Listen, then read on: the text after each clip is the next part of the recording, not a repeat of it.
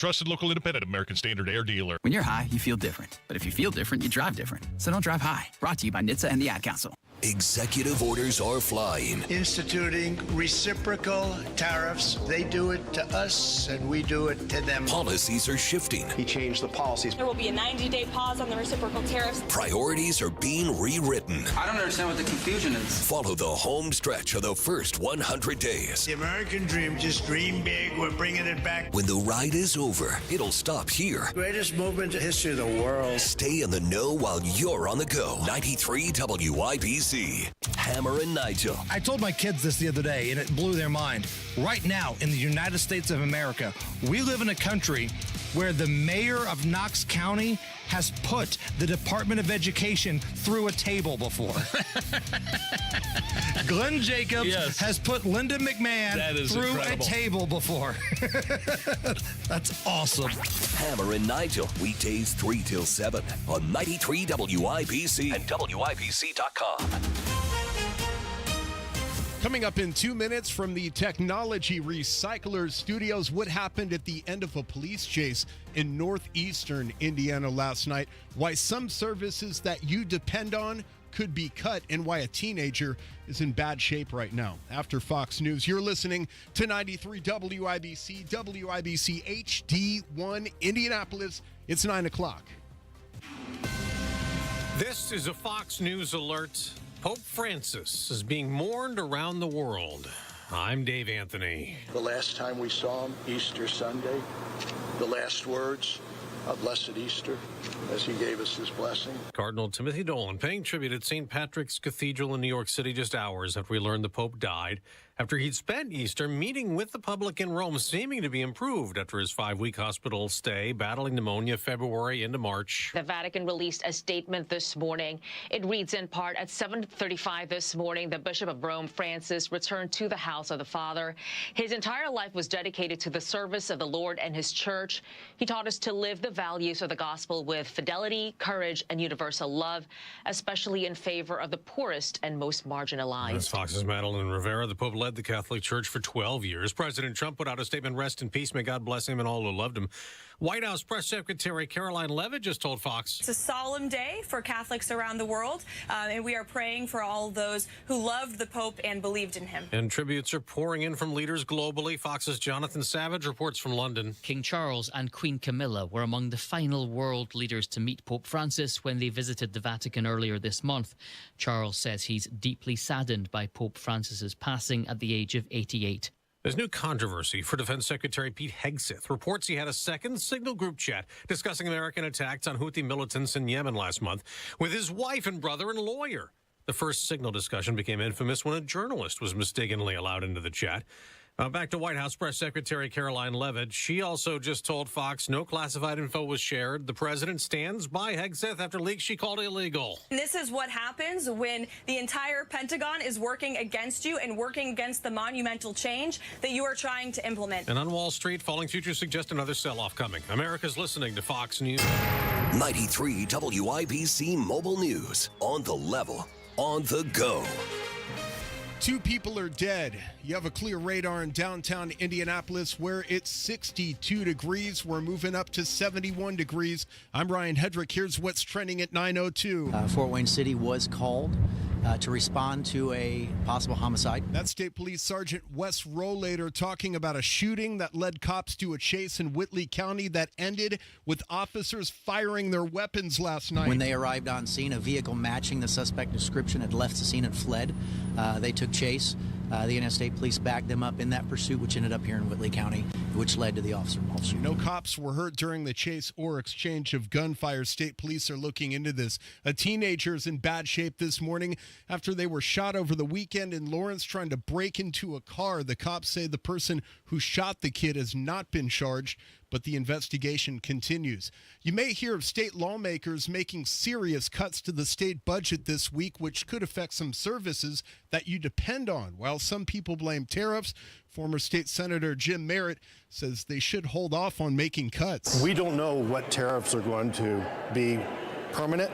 There could be zero baseline tariff with Mexico and Canada by 10 days from now. And he tells Wish TV's All Indiana Politics political leaders should closely monitor the budget and, if need be, call a special budget session next year. The cops arrested a man early Saturday after they were told he was sleeping in somebody's home. Jake McDaniel explains. And that's when the person in their home called police. Officers arrived on a county road in Pittsboro around 6:30. They tried talking to the man by using a PA system, which was in their car.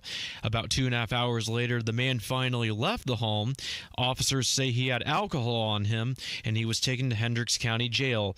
The man was identified as Nicholas Johnson, and he now faces charges of residential entry and drinking underage. Jake McDaniel, 93 WIBC Mobile News. The playoff series with the Pacers and the Bucks is 1/7 over, says Rick Carlisle. His team disposed of Milwaukee on Saturday, 117-98.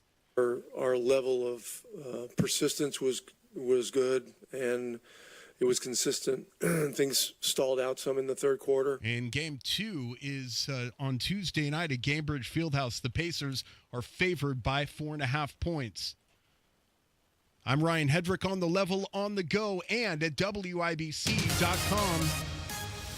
With traffic, here's Matt Bear. Yeah, Ryan, east side, southbound 465 at East 56th Street. That's a stall in the middle of the interstate. It blocks the center lane and slows us down to Fall Creek.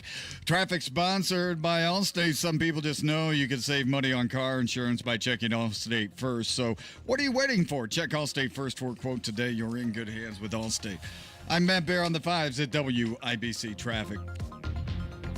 I'm ready. Let me just grab my bag. Sweatpants, huh? Didn't know we were keeping it casual this month. Yeah, I feel bloated every now and then. You have to try new Align 3-in-1 Biotic Gummies. They have prebiotics to nourish good bacteria, probiotics to help relieve occasional bloating, and postbiotics for immune support. All that in one gummy? Yep. So no sweatpants next time? Not anymore. Align 3-in-1 Biotic Gummies for gut health support. These statements have not been evaluated by the Food and Drug Administration. This product is not intended to diagnose, treat, cure, or prevent any disease. The most extraordinary thing a woman can do is let herself be human. We try to do it all, sure, but what if we're just not feeling it? Like when the fatigue hits, but you gotta bring snacks to the soccer game? Or when the laundry's piling up, but that hot flash says, too bad. We get it. Franciscan Health has care for extraordinary women who can do it all, but don't have to. Visit franciscanhealth.org/OBGYN today. Spring's here and it's time for a new patio. Indy Decorative Concrete is offering free demolition. Offer ends April 30th. Visit IndyDecorativeConcrete.com for details. This hour on 93 WIBC, powered by Reinhardt Heating and Cooling, your American Standard air dealer in Hendricks County. Now your weather from the American Standard Cooling Weather Center. Good morning. Morning showers move out. We're left with partly cloudy skies, breezy this afternoon, a high of 67. Partly cloudy, calm, and cooler overnight, a low of 48. I'm Wish TV Storm Track 8 meteorologist Marcus Bailey for 93 WIBC. It's 64 degrees in the capital city. I'm Ryan Hedrick on the level, on the go, and at WIBC.com. Kendall and Casey starts right now. You're listening to Rob Kendall. When we talk about sending money somewhere, we're talking about printing the money because we have no money. And Casey Daniels. My government would never lie to me, would they? On 93 WIBC. Well, if you're waking up this morning, you're waking up to the news that Pope Francis has passed away at the age of 88. He passed away early this morning at 7:35 local time, this according to the Vatican. Cardinal Kevin Farrell formally announced his death.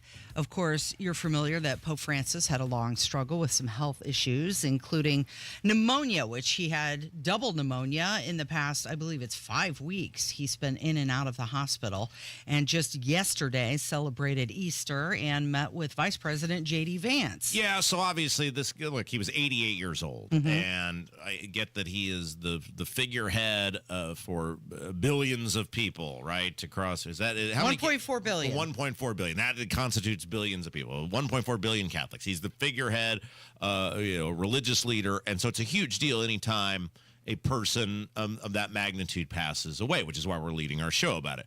But the reality is he was a very old man. He had been in declining health. It is not as though when you woke up and heard the news today, you're like, oh my gosh, nobody expected that. He'd clearly been in very, very poor health. Now, you are the residential Catholic expert of the Kendall and Casey show. Well, I don't know about expert, but I think I'm the only Catholic in the room. That's right. So I'm going to lean on you for a little bit. I'm going to maybe do a little Q&A here, right? Okay. So I did some math, right? And there have been 3 popes in my lifetime. There was John, there was Benedict, correct, and now Francis. Correct. Now, Francis was the pope for 12 years. Yeah. Is that a long time by Pope standards? Well, it does seem like it, considering the shorter span that Benedict was. But when you compare it to John Paul, yes, John Paul almost was 30 years. Right. And I was thinking about that this morning, that, I was 35 before another pope became a new pope that I remember. I was young. I don't remember who was the pope before John Paul. All right, so let's go by the 20th century here. One was 11 years, one was 8 years, one was 17, 19, 5, what was this, 15, a couple of months for John Paul the First. So, I have no way of equating these two things, but it's almost like a mafia boss, right? In the sense of some live long lives and some are in charge for years and years and years. And then there's some, in the case of like John Paul the First, who John Paul II quickly took over for John Paul the First. He was literally the Pope for a month. So there's no rhyme or reason to any of it. Yeah. And so, okay, so let's see. I'm trying to get, because it does seem like we'll experience 3 in 20 years. Right. That seems like a lot. Well, but think about it in terms of presidents. If you compare it to presidents, how many presidents have there been in my life? There's been 3 popes. This will be the 4th pope. So let's see. There's been Reagan, Bush, Clinton, Bush, Obama, Trump, Biden. I guess Trump. Does Trump count? There's been 7 different men, 8 different terms of people, for lack of a better term. So a pope, the replacement of a pope, or the death of a pope, is a much less common thing than president of the United States. Right. Well, because typically, at least what I was used to growing up, is they are the pope until they pass away. Right. Benedict obviously was different, where he became emeritus and just stepped down. And he just passed away, 2 years ago, right? In my birthday, in fact, of 2022, he passed. So yes, and it's rare that somebody does not die. I know it's not an office technically, but die in office, for lack of a better term. Yeah. Okay. So now my next question to you is, when a pope, because it seems like John Paul, and I was younger, but I was in my 20s when John Paul passed away, so I had a understanding of the news, etc.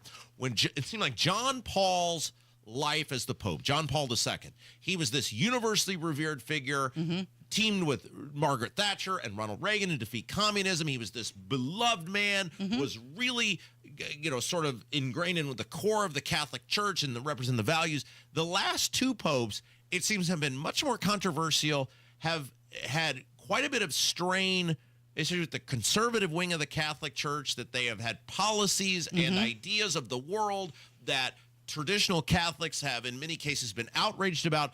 They do not have and did not have upon their death or leaving the papacy. Papacy. Thank you. Hey, full disclosure, I said this is your lane, not mine. I was going to say their Pope hierarchy.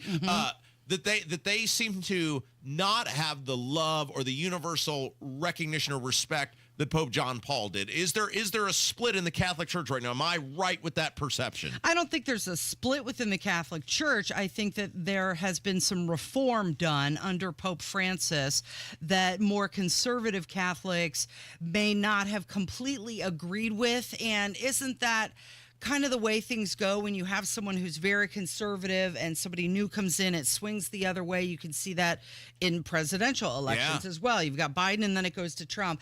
And I would guess that the next pope may swing back more to the conservative side. Okay, so this was my next question to you, was they picked two popes in a row that seem to be much more liberal than a revered institution that was John Paul, which is surprising because normally if you have somebody who's doing a pretty good job, the next person, you tend to pick someone that if the public is happy or society is happy, that will, whether it's a CEO of a company or whatever, they went in a totally different. Do you know why that was, that they went in a totally different direction after the death of John Paul? Well, that's just the secrecy of the electorate, right? So the Cardinals. Has there ever been a book? Do we know what happens? So what happens now? Like the Cardinals, which are the people who are under the Pope, will get in a room and they have to pick another cardinal, correct? Correct. So there's 135 of them. They have to be under the age of 80.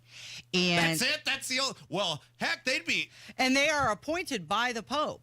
Oh. So the Pope actually picks the people who will pick their predecessor. So it's very similar in a sense to the Supreme Court of the United States, in which it's a lifetime appointment if you're a cardinal, correct? They can't throw you out unless you so when they go into conclave to pick the Pope, it's all in secrecy. They go into the Sistine Chapel. There's no phones, no communication. Leave your cell phone at the door. Correct. If they do happen to leak any of the information that's going on, then they can become excommunicated because it's supposed to be absolute secrecy. The same way you can be removed as a federal judge, but I'm saying barring some sort of something unforeseen, it's a lifetime appointment. Yep. And then just like normally the Supreme Court, now occasionally you would get like a federal district court judge.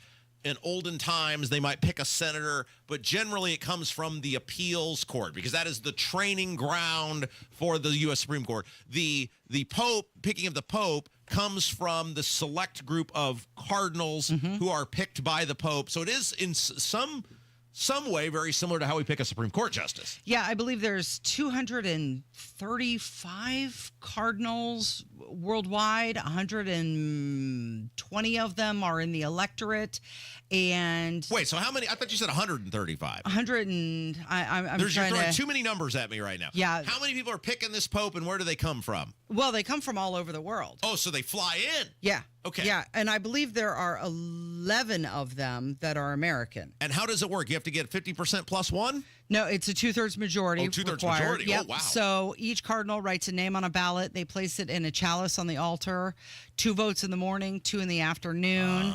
And they have to have a 2/3 majority, but they don't start until 15 days after. So we're not going to see this process for 2 weeks. And there's never been an American Pope, right? Or has there been an American Pope? I don't believe so, no. It's time for America to step up. So John Paul was Polish, Benedict was German, and Francis was South American, right?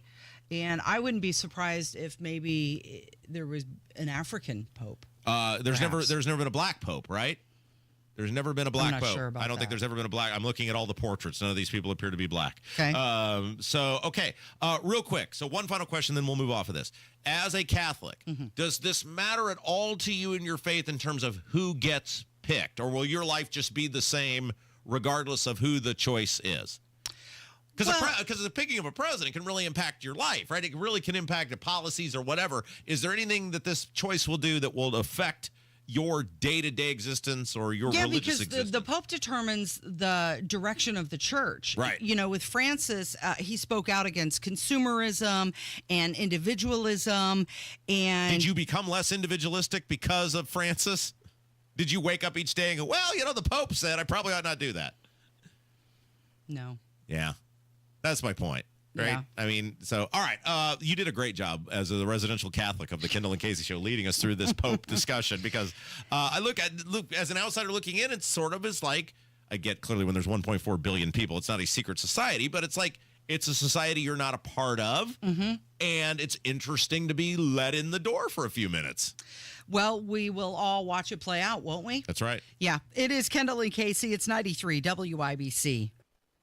This May, you've got a chance to see what an IndyCar driver's dream garage really looks like. WIBC's Tales from the Track, presented by Relay Indiana, takes you inside Graham Ray Hall Performance, a high-octane hangout where racing meets luxury. Hammer and Nigel sit down with Graham for great stories, laughs, and insights from someone who grew up on the hallowed grounds of the IMS. It's a backstage pass to speed, style, and surprises. Tickets available now at WIBC.com. Tales from the Track, presented by Relay Indiana.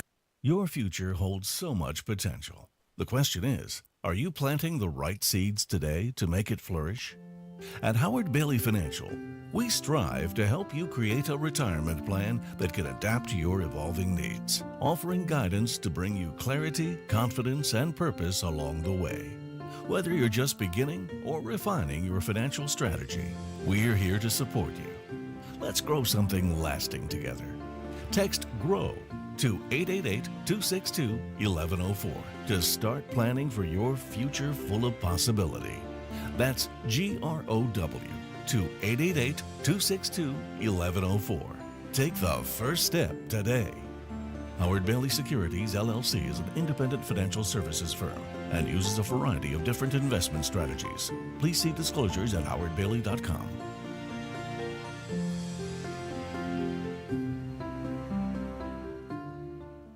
From a fast break to recovery, Indiana hospitals are here for every Hoosier, regardless of their ability to pay. That's why we're teaming up with legislators on a winning playbook to lower costs and protect access to care across our communities. Because good policy doesn't leave anyone on the sidelines. Learn more at HoosierLifeline.com. Paid for by the Indiana Hospital Association. At Hendricks, your cancer care is in the details. You have questions, and our dedicated clinicians and expert oncologists will answer them. You have hills to climb. And we are going to climb them. You have dreams, and we're here to help you chase them. You have cancer, and you have all the expertise, The determination and the kindness of the entire Hendricks team. backed by Mayo Clinic expertise. It's not just cancer care. It's Teresa Care. Visit hendricks.org/cancer. At Uline, they know going the extra mile takes hard work. For companies pushing to go further, Uline will go the distance with you. 24/7, they answer the phone to get you the shipping and industrial supplies you need. Business can move fast. Unexpected large orders, adverse weather, new safety guidelines, and changing economic trends. Uline works hard keeping 41,000 items ready to ship, minimizing detours on your way to the extra mile. Visit uline.com. Don't get suckered into the same old free phone game by Big Wireless. There is a better way. Pure Talk, my sponsor, my wireless company, has a better offer. A brand new free Samsung Galaxy with qualifying plan for $35 a month. You get unlimited talk, unlimited text, 15 gigs of data, all on America's most dependable 5G network. Just dial pound 250, say the keyword Pure Talk for your free Samsung Galaxy with qualifying plan. Pure Talk, wireless by Americans for Americans. David was in big trouble with the IRS. At first, I didn't owe that much, but after this year, it was out of control. Then David called Get a Tax Lawyer. Right away, they were like, oh yeah, looks like you're qualified to save. Get a Tax Lawyer went to work. Should have called way sooner. Get a Tax Lawyer has helped thousands like David fight the IRS and get a fresh start. Call 800-745-3070. That's 800-745-3070. The Attorney General's Office, reuniting Hoosiers with over $1 million in unclaimed property every week. Visit indianaunclaimed.gov or text money to 46220 today. This is Danny Reinhardt with Reinhardt Heating and Cooling. Give us a call for any of your heating and cooling needs. We're here to serve you. 317-745-4526. Reinhardt is your trusted local independent American Standard Air dealer. Can we talk about how ridiculous the mayor of Carmel is? Yeah. I know sometimes I overreact on things. I'm not overreacting on this, right? I don't think so, because it surprised me as well. And you're the voice of reason. Yeah. So our old pal, Spindon Sue Finkham, the mayor of Carmel, you may remember her from such things as if you get property tax reform, I might have to cut public safety. Oh, but I also have a $58.5 million taxpayer-funded hotel, reflexive pool, Palladium, all the good stuff. Right. So she puts out this post on Good Friday, and you're telling me she did it on Easter too? Yeah, she did the same thing on Easter. Okay, so Good Friday, she puts out this post that says, and this is, by the way, the account this comes from. I was thinking, well, like maybe it's the official Mayor of Carmel account. No, it's from her at Sue Fingham account, and the last thing it says is not an official government page. So this is like a campaign account, personal, whatever type of account. It is a look at me account. It's not the city of or representation of the city of Carmel. It says, have a blessed Good Friday, which is fine. And then it's a picture of the cross, the crown of thorns, the nail. Like it's like a very impactful thing, right? Yeah.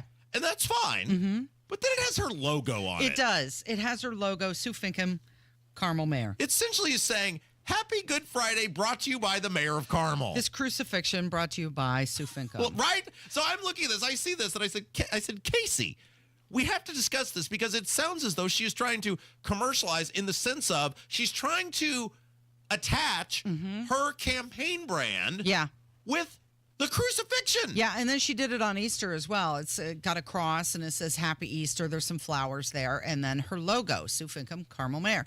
But here's the thing. So she posted this on X with a message that said, Good Friday reminds us of the love and sacrifice of Jesus Christ.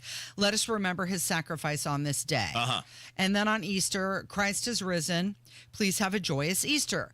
Both of these coming from her account, so we know these are already from her. Right. And then there's a graphic attached. We know it's from her. That's correct. Why is she putting her logo on the graphic? That's the thing that stood out to me. It's unnecessary. It's the logo, right? It's on your page. It's no problem whatsoever. I see all sorts of people. Hey, I hope you have a great Easter. I put one out as well. I didn't say brought to you by the Kendall and Casey show. Right. It was, hope you have a great Easter. Hey, we're not doing any politics today. Spend time with your loved ones. Remember the ultimate sacrifice by Christ. Have a great day. We'll see you tomorrow. Right? It's the logo. It's trying to. She's basically doing the politics version of corporatizing the crucifixion of Christ. Right. That's what it is exactly. Now, I thought maybe she did that so that somebody couldn't try and lift the graphic and use it themselves. Right? Like, is that a possibility? Like, this is why she put her logo on it? That's what you're concerned about on Good Friday? I really hope someone doesn't steal this message of eternal hope and Jesus' ultimate sacrifice. Gee, as a Christian, I'm really hoping someone doesn't steal that message because you got to get out of here. Why else would you do it, though? That's why she did it. She wanted people to think, when they think of the crucifixion and the sacrifice of Christ, to know Sue Finkham, hey, she's in there. Her campaign account is in there, baby. She's one of you. She's with you. I'm so glad that you didn't think I was overreacting to this. No, not at all, because I thought it was completely unnecessary and actually unfortunate. Like, it's a beautiful, wonderful message. I appreciate the message. Just don't put your logo on it, because now you've watered down the message. Yes. Because now I'm looking at this as just, you're just trying to get your name out there. That's correct. So it comes across as not genuine. That makes me feel, I'm so relieved now, Casey, because I thought, man, am I just, because I don't like this woman, am I just overreacting, looking for things to be upset about? But you're saying, no, she was clearly doing this. When you put your logo on something like this, it comes across as obligatory. Yeah, she was clearly not doing heartfelt. the thing. Yeah, she was doing the thing. Okay. Yeah. All right, we got to take a break. When we come back, there was an interesting editorial in the Indy Star over the weekend. It was by Carrie Hamilton. She is a Democrat state representative, represents Indianapolis, and she wrote about this whole property tax debate and the process and what a poor job that Braun and the Republicans did with the whole thing and how little it's actually going to accomplish in terms of kind of what they had claimed to set out as goals. I thought, well, this is really interesting to hear a Democrat kind of leaning in on this. We had Ed Delaney on last week, who was as well. So Carrie Hamilton's going to join us next. It's coming up from 93 WIBC. Comcast Business helps turn today's small businesses into engines of modern business. It's how restaurants become reliably up and running neighborhood favorites. How retailers become seamlessly restocking, cyber-securing, must-visit shops. And how healthcare offices become the data managing caregivers that we all depend on. With reliable connectivity, enhanced cybersecurity, advanced fiber solutions, and Wi-Fi backup, Comcast Business is powering the engine of modern business. Powering possibilities. Now through May 4th, new customers can get started with 300 megabit internet and Security Edge for $69 a month for 24 months.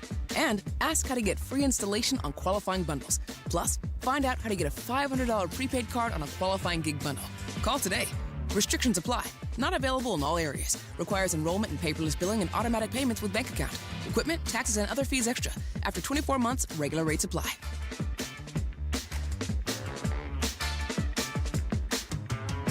Indiana patients rely on many types of pharmacies to access their medications and critical healthcare services. But a proposal being considered in the Indiana legislature called SB 140 would disrupt access to medications for Indiana patients. SB 140 would impose government mandates blocking access to critical pharmacy options and services in Indiana. Lost access to pharmacy options would directly harm many of Indiana's most vulnerable patients, including patients fighting cancer and heart disease, many of whom rely on specialty pharmacies for their care. SB 140 would even hike costs for Indiana patients by imposing a $10 tax on every prescription filled in the state. That would often fall directly on the patient. Tell your state legislator, protect access to medications, reject higher costs. Put Indiana patients first by voting no on SB 140, paid for by conservatives for lower healthcare costs. I'm ready. Let me just grab my bag. Sweatpants, huh? Didn't know we were keeping it casual this month. Yeah, I feel bloated every now and then. You have to try new Align 3-in-1 Biotic Gummies. They have prebiotics to nourish good bacteria, probiotics to help relieve occasional bloating, and postbiotics for immune support. All that in one gummy? Yep. So no sweatpants next time? Not anymore. Align 3-in-1 Biotic Gummies for gut health support. These statements have not been evaluated by the Food and Drug Administration. This product is not intended to diagnose, treat, cure, or prevent any disease. Help DEA keep our community safe and healthy by participating in National Prescription Drug Take-Back Day, Saturday, April 26th. Take action right in your own home by cleaning out your medicine cabinet of unneeded medications. Keep them safe, clean them out, take them back. Find a collection site near you at DEATakeback.com. Do your part to lower overdose deaths and prevent prescription drug misuse before it starts. That's DEATakeback.com. Get tickets now for Tales from the Track with Graham Rahal, presented by Relay Indiana, Monday, May 19th. It's an exclusive evening hosted by Hammer and Nigel and Graham Rahal as he shares highs, lows, and behind-the-scenes moments of his remarkable racing journey. Tickets on sale now at WIBC.com. 93 WIBC Mobile News. On the level, on the go. Remembering Pope Francis. Your radar is clear in downtown Indianapolis. The sun's starting to peek through. It's 64 degrees. Your high today, 71. I'm Ryan Hedrick. Here's what's trending at 9:30. It's a moment of a bit of sadness and at the same time, thankfulness and celebration of life. That woman remembering Pope Francis, who died at the age of 88 Monday morning. She's speaking from Argentina. The late pontiff was the first from Latin America. He was hospitalized this past February for a respiratory illness. Classes are back today at Florida State University, a few days after the son of a cop killed 2 people on the Tallahassee campus. Honestly, I don't know how I'm going to go to class on Monday. I don't feel safe right now. And students won't be forced to return today. University President Richard McCullough, in a video posted online, says attendance won't be mandatory, though counseling will be available. That's Fox's Eben Brown reporting. And Robo Retail is here. The company VenHub has opened 2 robot-operated convenience stores in California. It works by a robot arm coming out to retrieve the items and dispensing them to customers through a drawer. VenHub says its stores have lower building and operating costs, which result in lower costs for the customers. Your opening bell report on 93 WIBC brought to you by Absolute Wealth Management, LLC. All 3 major indices are down this morning. The Dow is down 354 points to 39,142.23. The S&P down 62 to 52.87.7. And the NASDAQ down 284 points to 18,258.09. I'm Ryan Hedrick, on the level, on the go, and at WIBC.com. Turning 65, new to Medicare, or just moved? If you qualify for Medicare and Medicaid, a Humana Dual Eligible Special Needs Plan, a DSNP, may give you the extra benefits you're looking for. A D-SNP helps cover things like prescriptions and checkups, but it also helps pay for essentials, too. With a Humana D-SNP, you get $225 a month for eligible groceries, rent, utilities, and more. Plus, whatever you don't spend carries over to the next month. You may even get benefits like $0 copays on routine prescriptions, plus routine dental, vision, or hearing coverage. All of this could make a difference for your health and wallet. Learn more at GetHumana.com. Humana, a more human way to healthcare. Humana is a coordinated care HMO SNP plan with a Medicare contract and a contract with the Indiana Medicaid program. Enrollment in any Humana plan depends on contract renewal. Allowance amounts cannot be combined with other benefit allowances. Limitations and restrictions may apply. You're listening to the Kendall and Casey Show on 93 WIBC. Our main streets, whitewashed windows, and vacant stores. Seems like Casey, you may have heard there's still a lot of unhappy people about the whole property tax fiasco. What are you talking about, Rob? It is the Kendall and Casey Show. I'm Rob. Casey's here. And, you know, one of the things that's very interesting about the property tax, I guess, bill, fiasco, whatever we call it now, is sort of the unified front. We've talked about this, how people on totally polar opposite sides of the aisle seem to be equally unpleased with the final product. Well, that is one thing that Governor Braun has done, hasn't he? He's gotten unity among everybody who hates this bill. So interesting article from Carrie Hamilton. She's an Indiana state representative in the Indianapolis Star this weekend, Democrat from Indianapolis. Hoosier taxpayers need more honesty from Indiana Republicans. And it's about this bill and really the process of this bill and how it became law. And Carrie Hamilton joins us now. Carrie, hello. Hello, good morning, Rob and Casey. It's great to be here. I appreciate you letting me call in today, this final crazy week of the legislative session. Well, this is the whole thing, right? Whether it's the budget now and how they're handling this with this, you know, revenue shortfall or the property tax bill, and your bill really was about the process. This whole thing kind of stinks, and it's not great for transparency. Oh, absolutely right. There was very little sunshine on Senate Enrolled Act 1 as it came for final votes. Tell us about, from your perspective as a lawmaker, because we see it on the outside where, hey, we have this Senate Bill 1, and then Jeff Thompson, who's the head of Ways and Means, comes out and says, well, it doesn't matter what we're doing here. We're stripping this out, and we're going to put this bill that nobody debated on or discussed on the House 1402. Take us through that process as a lawmaker. Like, how do you get prepared to vote on this when they're throwing things at the public that nobody's seen before? Yeah, well, frankly, it's really difficult. I mean, we had a sense of how bad it was for Hoosier families when we took our final vote and when I voted resoundingly no. But, you know, the amendment dropped that basically replaced the whole bill. And within, I think, 24 hours, we were voting on the House floor on the final vote. The bill was basically an amendment, right? It was the day before. And that's just not a good process. That's not how it should be. This bill has been in the works for months. It's been public debate for months. And then suddenly it's a whole new ballgame that really, you know, what we do know about this bill is that it gives more corporate tax cuts. And it doesn't really help families. And in fact, many families, if not the majority of families, will be paying more in taxes ultimately and not less. That's a big point. Carrie Hamilton's our guest. She's an Indiana state representative, Indianapolis Democrat. She has a new piece out in the Indy Star about this property tax bill. So let's go into that a little bit. Well, first of all, Carrie, what percentage of your colleagues do you think, A, read the final bill before voting on it, and 2, understood it? Yeah. Rob, it's a 345-page bill with complex fiscal language. Most of the legislature does not serve on the Ways and Means Committee. That's the House committee that reviewed this. Well, actually, they didn't even have a chance to review this in committee because it was an amendment on the House floor after the committee process. But to answer your question, not many, maybe a handful. You can be honest because the lieutenant governor came out and said that he fully didn't understand it. Did you understand it? Oh, certainly not. Not in its entirety. Absolutely not. I understood the high lines after a conversation with staff who'd done the deepest analysis possible in a short amount of time, which isn't as deep as it needed to be.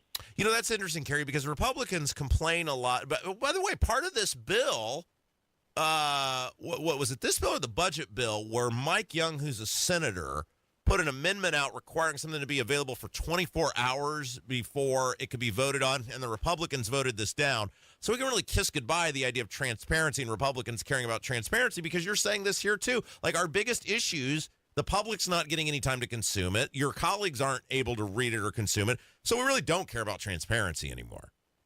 Right. And I think it's important to talk about the dynamics of a supermajority. Whether you're a Republican or Democrat, I don't believe that a supermajority is a good thing, especially over time. So since 2012, we've had Republican control of the House and the Senate and the governor's office, that triumvirate of power. And that's a concentration of power that then over time, special interests have more say.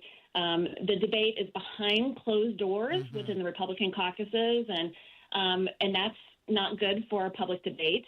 And it's just really corrosive to the process. I have a lot of friends across the aisle, maybe that mostly who served back when there was more balance, who will tell me in private conversation that it's not good for democracy and for our process and for serving the public. Can you talk about, in the opinion piece, you said a few things that this is more about getting public admiration than good policy making? Yeah, well, I think, again, after so many years of supermajority control, it is easier for the party in control. They have a bigger platform to control the narrative.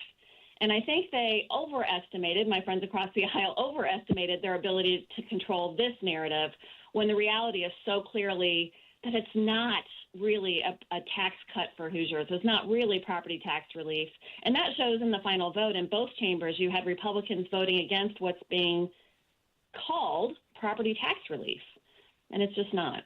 Carrie Hamilton's our guest. She's a state representative Democrat from Indianapolis. His new piece out in the Indy Star, Hoosier taxpayers need more honesty from Indiana Republicans. It's about the property tax bill. Can you go into a little bit something you touched on earlier, and we've said this many, many times. The biggest winner out of this bill are the big businesses because of this business personal property tax exemption. Can you walk through that a little bit? Oh, yeah. So this is one of the most frustrating parts of this bill to me. So I'll share. I've served in the legislature now. This is my 9th session. And for several years, I did serve on Ways and Means Committee. So I've seen year after year business, different parts of, different economic sectors receive tax cuts and tax credits, more tax cuts, more tax credits. So reducing the business tax burden, right, like really cutting to the bone. And then here we are with this bill that was sold as all along helping Hoosier families and property owners, when in fact it's really clearly a tax cut for business once again. And I think, when I think about tax policy, I'm glad that we're a relatively low tax state, but I think it's all about balance. And when we find the right balance and everybody's kind of paying their fair share, things are generally okay and people understand that, feel okay with what they're paying in. That's just not where we are today. We've had, decades of corporate tax cuts in different ways and really just, again, no relief for families. And the burden has been shifted over time to families and property owners, homeowners. Do you have a theory on why Braun flipped so fast? I mean, obviously our side of the aisle is outraged because we feel he told us one thing and then did something else. And your side of the aisle was angry about this bill to begin with, even what was initially proposed in SB 1. Like, what's the political win for him? Do you have a theory on why the governor signed the bill? I don't know. I think I will say I know that you got a lot of folks to the State House several weeks ago, and I remember having a conversation with a few folks on both sides of the aisle about being surprised that governor came out so strongly at that event, because by that point in the legislative session, what he had been talking about seemed untenable as it was being debated over time, certainly within the Republican Party. And so, he just, I guess, kind of gave in. And I think there was a lot of hope, as I said earlier, that controlling the narrative would be more, they would have a better job of controlling the narrative here. Signing it in the middle of the night, this massive property tax relief bill, signing it in the middle of the night. Come on. Well, as you're finding out, Carrie, as now a guest on this show, we're pretty charismatic people over here. We get people swept up in the moment quite easily. Yes, and you did an effective job. I'm all about advocacy, so well done. I just wanted to say, I get back to the idea of balance in our tax structure. The other thing I think we've lost sight of after decades of really focusing just on these abstract business rankings by state, we have become really a less family-friendly state over time. And I hope that we, moving forward, continue to focus on really helping Hoosiers thrive, making sure that our tax structure and our incentives are focused on families and Hoosiers and not just on corporations. Yeah, we need you guys to start winning some elections because you're right. As long as these super majorities exist, it's simply not going to change, and special interest is always going to win out. Carrie Hamilton, the piece in the Indy Star, Hoosier Taxpayers Need More Honesty from Indiana Republicans. Thanks for spending a few moments with us. My pleasure. Thank you. Yeah, it's Kendall and Casey on 93 WIBC. Coming up on Tony Katz today, what is the SCOTUS doing and what are these tariffs doing to the economy? That's after the news at noon on 93 WIBC. Promises made, promises kept. Governor Mike Braun's bold leadership is already getting things done for Hoosiers. Governor Braun and State House Republicans are delivering massive property tax cuts. We're talking nearly $1.5 billion in relief. That's real money back in homeowners' pockets. But Braun didn't stop there. He cut local income tax capacity by nearly $2 billion and capped the local income tax rate to protect Hoosiers. And Braun led the fight to reform local government taxes, giving Hoosiers more say by requiring referendums be held in high turnout elections. Thanks to Governor Braun and State House Republicans, your property taxes will be lower. Future increases are reined in, and the system is now more transparent. Visit HoosierHope.org and let Governor Braun and Republican legislators know you support historic property tax cuts. Paid for by HoosierHope.org. Hey guys, it's Rob for Universal Windows Direct, and right now Universal Windows Direct Spring Home Improvement Event is in full swing. And if you've been saying, man, I got to upgrade the windows in my home, it is the perfect time. Listen to all that's going on with this home improvement event this spring. Buy 2 windows, get 2 free, no limit. Then on top of that, no interest until 2030. That's right, no interest on your purchase for the next 6 years. And last, but certainly not least, get a $500 bonus off your entire home improvement project. So let's review. Buy 2 windows, get 2 free, no interest until 2030, and $500 off your entire home improvement project. Now, some restrictions may apply. So to get all the details and schedule your totally free in-home estimate, call Universal Windows Direct today. 317-659-7574. 317-659-7574. Visit them on the web, universalwindowsdirect.com. Tell them Rob sent you.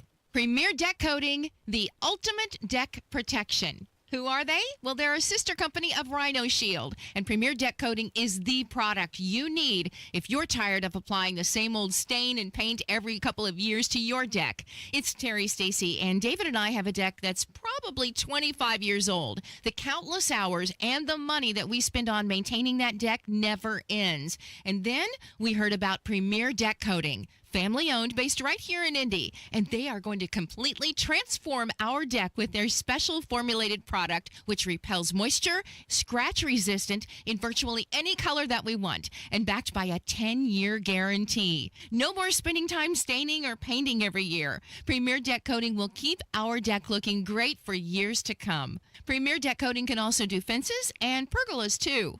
For a free quote, call 317-696-4071 or visit premierdeckcoating.com. Still getting around to that fix on your car? You got this. On eBay, you'll find millions of parts guaranteed to fit. Doesn't matter if it's a major engine repair or your first time swapping your windshield wipers.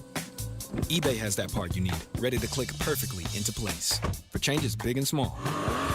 Loud or quiet. Find all the parts you need at prices you'll love. Guaranteed to fit every time. But you already know that. eBay. Things, people, love. Eligible items only. Exclusions apply.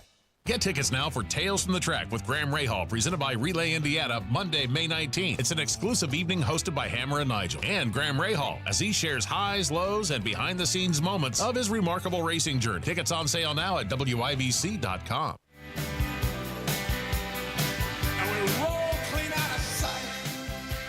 Saturday was the 30th anniversary of the Oklahoma City bombing. Yes. And we didn't cover it on Friday because obviously it happened over the weekend. But I said, Casey, there's a fabulous new documentary out on Hulu. It came out Saturday, in fact, to commemorate the 30th anniversary of the Oklahoma City bombing. And I said, we've got to touch on this because, you don't really, like, I was very young when Oklahoma City happened. I was in elementary school. And then by the time 9/11 happens, obviously, not to try to compare these things, but the magnitude of 9/11, as bad as Oklahoma City was, the magnitude of 9/11 in terms of death toll, economic toll, impact on how we handled foreign policy in this country, military intervention, et cetera. I mean, it just was so much greater in that sense that Oklahoma City just kind of got pushed to the back burner, and you need a documentary like this one. It's on Hulu.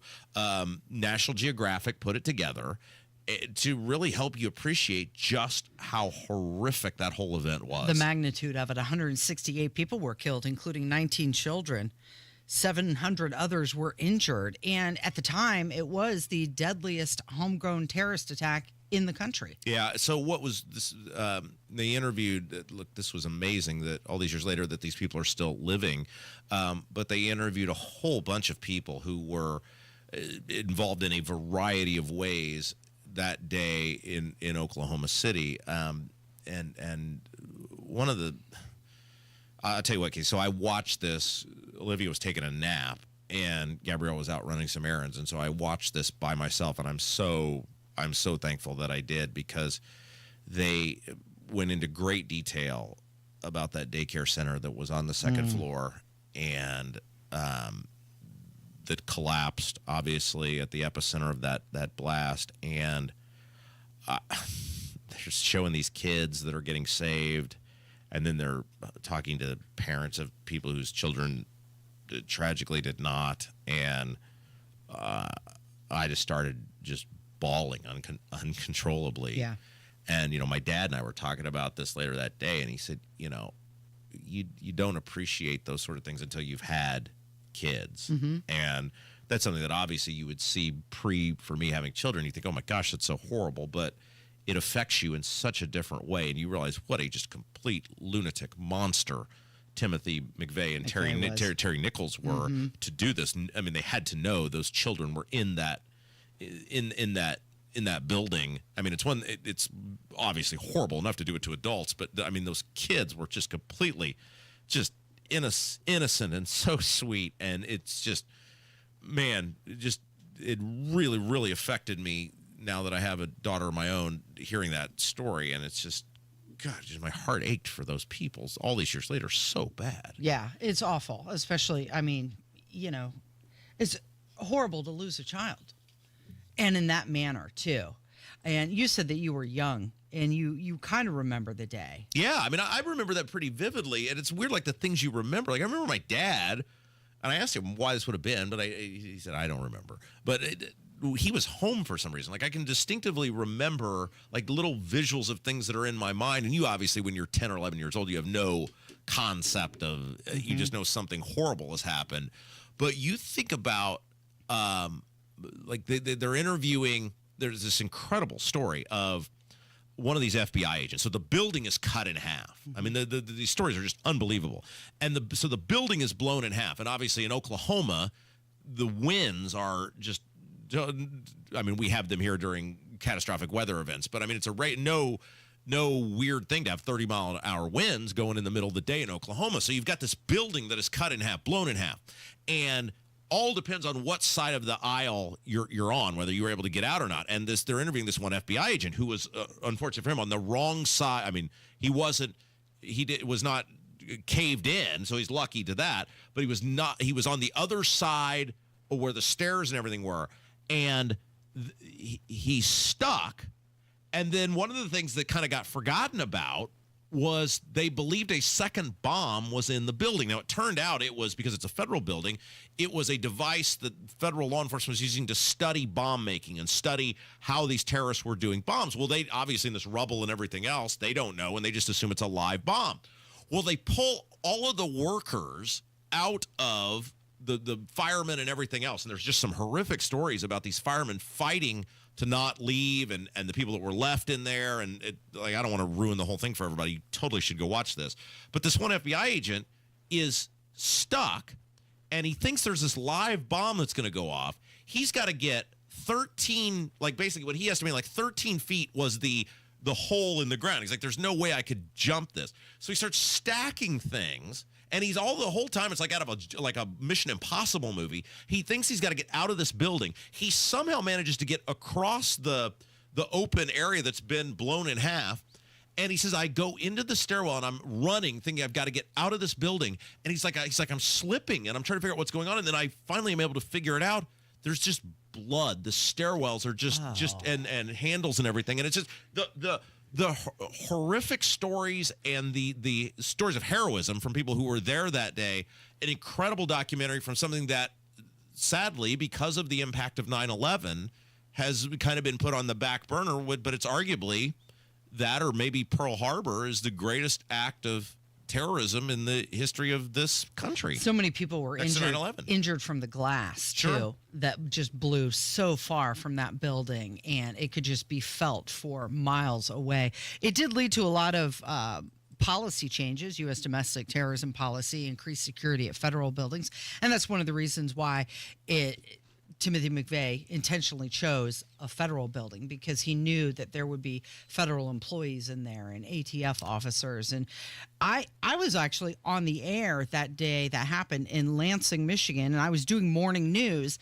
And at the time, I remember telling my co-host off the air, wow, there's not a lot going on. I'm having a hard time finding stories.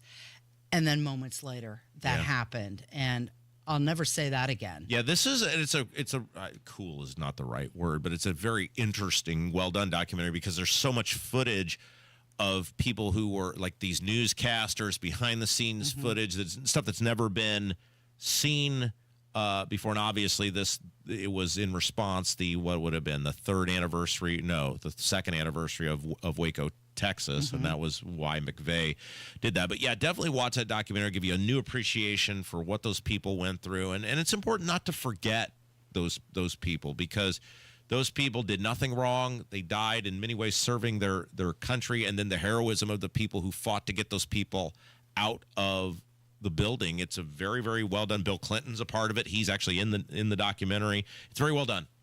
Yeah, Bill Clinton, he was actually at the 30th anniversary, and he had some remarks, and he said that we need to do better.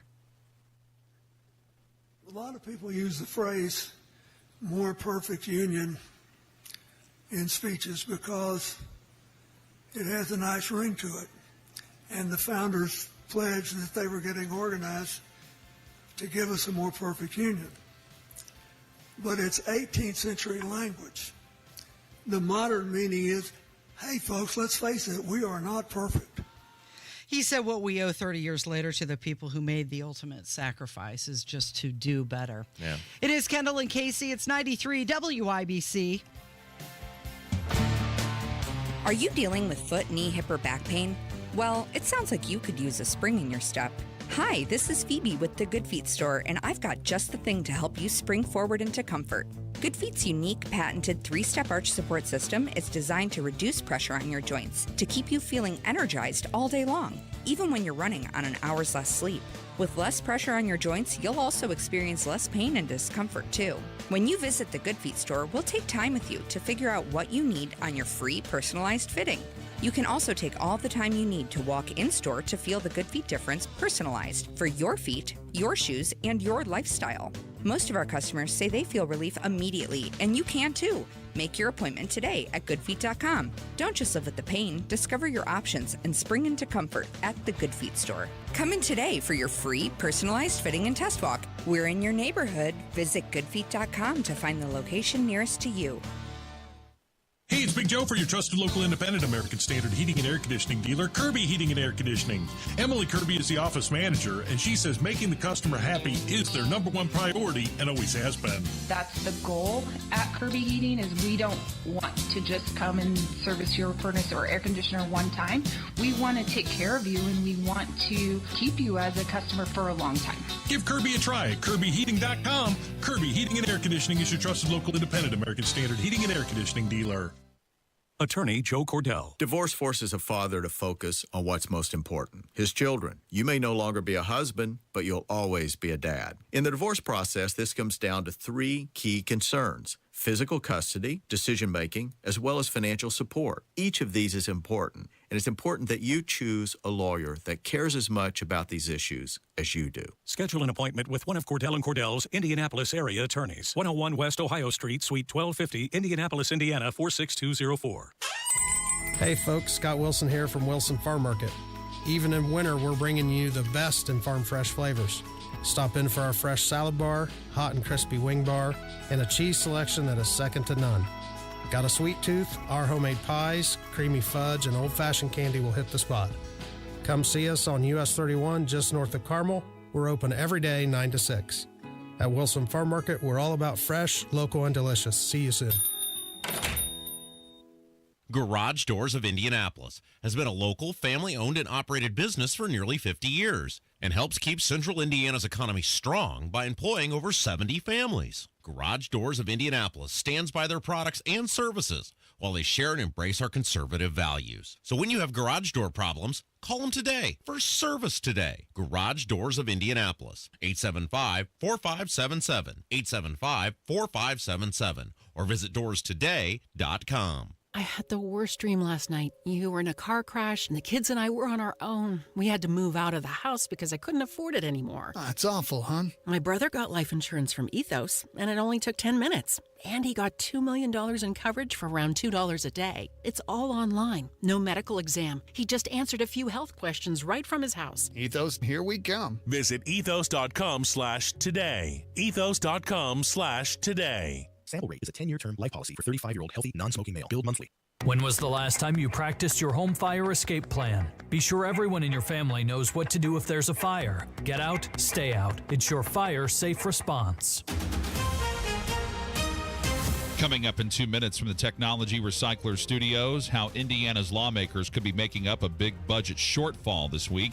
What you need to know if you're on Medicaid with the Healthy Indiana plan and what it could mean for you. Plus, what lies ahead this week with the weather. Those stories and much more headed your way after Fox News Radio at the top of the hour. You are listening to 93 WIBC. WIBC HD1 Indianapolis, and it's now 10 o'clock. This is a Fox News alert. It's a day of mourning for Catholics worldwide. I'm Dave Anthony. After Pope Francis died this morning at the age of 88, Cardinal Timothy Dolan in New York City tells Fox, I would have like a communal reflection with the rest of the world, and especially with the Catholic family, of sadness. In about 3 hours, the Vatican will lead a rosary in the evening in Rome, where this woman, who like the popes from Argentina. It's a moment of a bit of sadness and at the same time thankfulness and celebration of life. Francis was the first Latin American pope and led the Catholic Church for 12 years. The news is heartbreaking and stunning, given that the Pope was just seen in public on Easter Sunday, greeting thousands of people in St. Peter's Square. It was his most high-profile event as he continued to recover from his almost fatal bout with double pneumonia. As Fox's Madeline Rivera, President Trump posted on Truth Social, "Rest in peace, Pope Francis. May God bless him and all who loved him." As other leaders pay tribute too. British Prime Minister Keir Starmer paid tribute to what he called the Pope's tireless efforts to create a world that is fairer for all. Russian leader Vladimir Putin called Francis a defender of the highest values of humanism and justice. Italian Prime Minister Giorgia Meloni described the late pontiff as a great man and a great shepherd. That's Fox's Jonathan Savage. Now, this hour, there could be a tribute to the Pope at the White House's annual Easter egg roll. Defense Secretary Pete Hegseth will be there, and ahead of it, reacted to a new controversy and new leak about him. They take anonymous sources from disgruntled former employees, and then they try to slash and burn people and ruin their reputations. Not going to work with me. Now, the latest reports say Hegseth had another Signal Group chat discussing U.S. attacks on Houthi militants in Yemen last month with his wife and brother and lawyer. It's Marathon Monday in Boston with a lot of security in place 12 years after the deadly bombing near the finish line. Now, right now, 26 miles away in Hopkinton, Massachusetts, the runners just taking the course. Wheelchair competitors started the race last hour. America's listening to Fox News. 93 WIBC Mobile News. On the level, on the go. Is it time for them to use the proverbial scissors? It's cloudy and 62 degrees on Monument Circle. Feels like 54. I'm John Herrick. Here's what's trending at 10:02. You may hear of state lawmakers making serious cuts to the budget this week, which could affect some services you depend on. And while some people blame tariffs, former state Senator Jim Merritt says they should hold off on making cuts. We don't know what tariffs are going to be permanent. There could be zero baseline tariff with Mexico and Canada by 10 days from now. He tells Wish TV's All Indiana Politics lawmakers should closely monitor the budget and, if need be, call a special budget session next year. If you get your health insurance through the Healthy Indiana plan, you'd have to work or volunteer at least 20 hours a week to get your Medicaid coverage under a bill approved by the state Senate. Governor Mike Braun will need to sign Senate Bill 2 for that requirement to take effect. The Healthy Indiana plan's been in place since former Governor Mitch Daniels was in office. This legislative session is supposed to end in 8 days. $3.01 a gallon is the statewide average for gas today, says Gas Buddy. That's down 6 cents from where it was at this time last week. As for what lies ahead for Indiana weather, here's WIBC's Jake McDaniel. Monday will be breezy, and Tuesday and Wednesday will be warmer and drier. After that, though, expect conditions to get potentially worse. Later on in the week, Thursday and Friday, there could be generally light to moderate amounts of rain if you were to get caught under a couple rounds of thunderstorms, especially, which might be more likely in southern Indiana going into Thursday and Friday. Alexander McGinnis with the National Weather Service in Indianapolis. You could see isolated areas that see over an inch possibly. On the bright side, though, temperatures will be warm.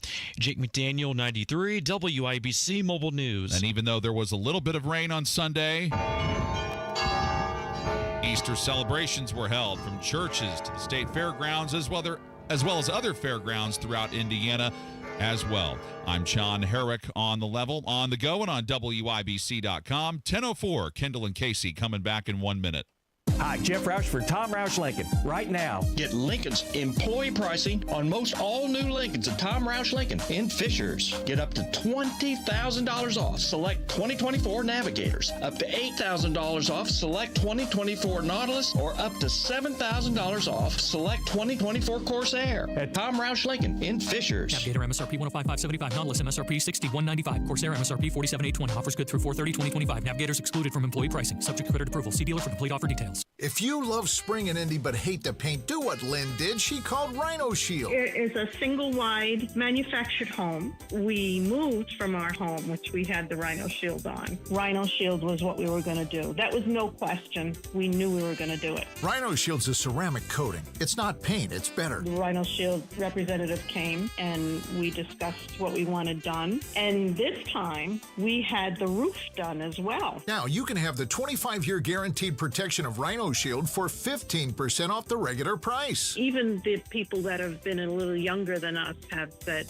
they don't have to worry about getting just an everyday painter because Rhino Shield has the 25-year warranty, and we truly believe in this product. Here's Rhino Shield's Shane Smith. This offer is limited, so call me at 888-RHINO-41. That's 888-RHINO-41. Don't paint. Don't vinyl. Go Rhino! Never paint your house again. Rhino Shield. This hour on 93 WIBC, powered by Reinhardt Heating and Cooling, your American Standard air dealer in Hendricks County. You're listening to Rob Kendall. When we talk about sending money somewhere, we're talking about printing the money because we have no money. And Casey Daniels. My government would never lie to me, would they? On 93 WIBC. I know you're going to be surprised to hear this, Rob, but it looks like I'm going to be paying more money because of House Bill 1461. No, there's another bill where you're going to pay more money? Yeah, this is a transportation infrastructure bill. It passed with a 69-19 concurrence vote in the House. And some of the provisions, well, let's see.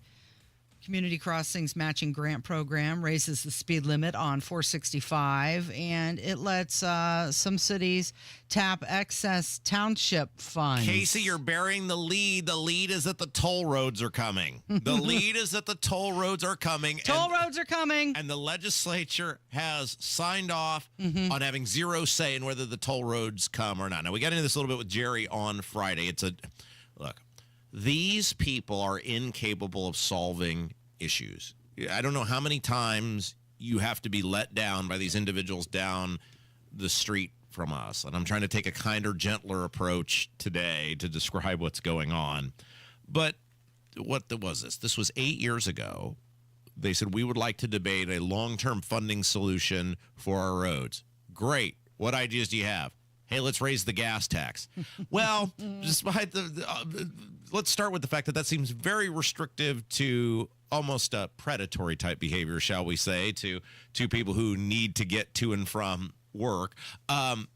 Let's just, at the time we were like, there's a real emphasis that's coming on electric vehicles, and I don't, the cars are getting better gas mileage. And I think if your desire is long-term road funding solution, I don't think gas tax is the way to go. There, peasant, shut up and sit down. And we're 8 years later, and now they've admitted that didn't work.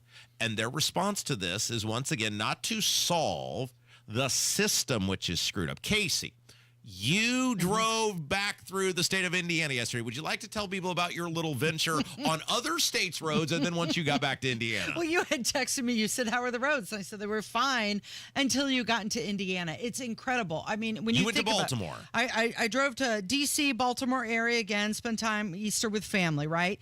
Yesterday, drove across the country back. So that includes Maryland, Pennsylvania, Virginia, West Virginia, Ohio. And then you get to Indiana, and it is the instant you cross the state line where, I mean, I was making a joke out of it because I was doing the driving at the time, and I said to Jim, I'm sorry about this. And he was like, what are you apologizing for? I said, I'm just having fun. These roads are horrible. They're so bad. Yes. And I realized I know why they took down the Crossroads of America state sign. Because when your crossroads suck like they do in Indiana, you don't want anybody paying attention to that. And by the way, didn't the head of INDOT just quit and nobody said a word about it? Yes. He was there for like a month and then just quit, and everybody was like, well, this is normal. Really? Like Braun appointed some guy to be the head of INDOT, and within a month, he was just gone ski, and the local media was like, sure, that's probably all normal. Let's go on to the next thing. Here, we keep having these same conversations, whether it's property taxes or in this case, it's roads. The system is broken, and they keep trying to Band-Aid over a broken system. I've dealt with INDOT, and there's probably many fine people who work for INDOT. We have people who message us quite a bit. In fact, I think that one guy who spoke up at the property tax thing was for INDOT. So it is no way indictment of some of the hardworking people at INDOT, but the management of that organization is broken beyond belief. I know. I've dealt with them.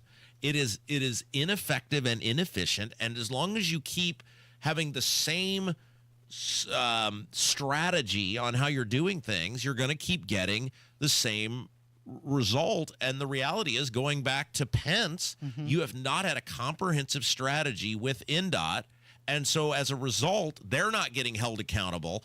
And then when that doesn't happen, it's always just more money. We just need more money. Well, the issue is not money. I mean, yes, if you had more money and you were running an efficient, effective organization, could you theoretically do better with the roads? Yes, but you don't have a better organization. And as long as the entity, the organization, the structure is broken, things are not going to get better. So another part of this bill, this House Bill 1461, it also is going to require some cities to provide new funds to match the dollar amount from community crossings. And this is happening in Indianapolis, and Mayor Hogsett is very excited about this. Okay, so let's. I hate to defend Joe Hogsett, but if you funded roads in this room, raise your hand. Oh, I'm the only one raising my hand. Okay, so I'll take the lead on this.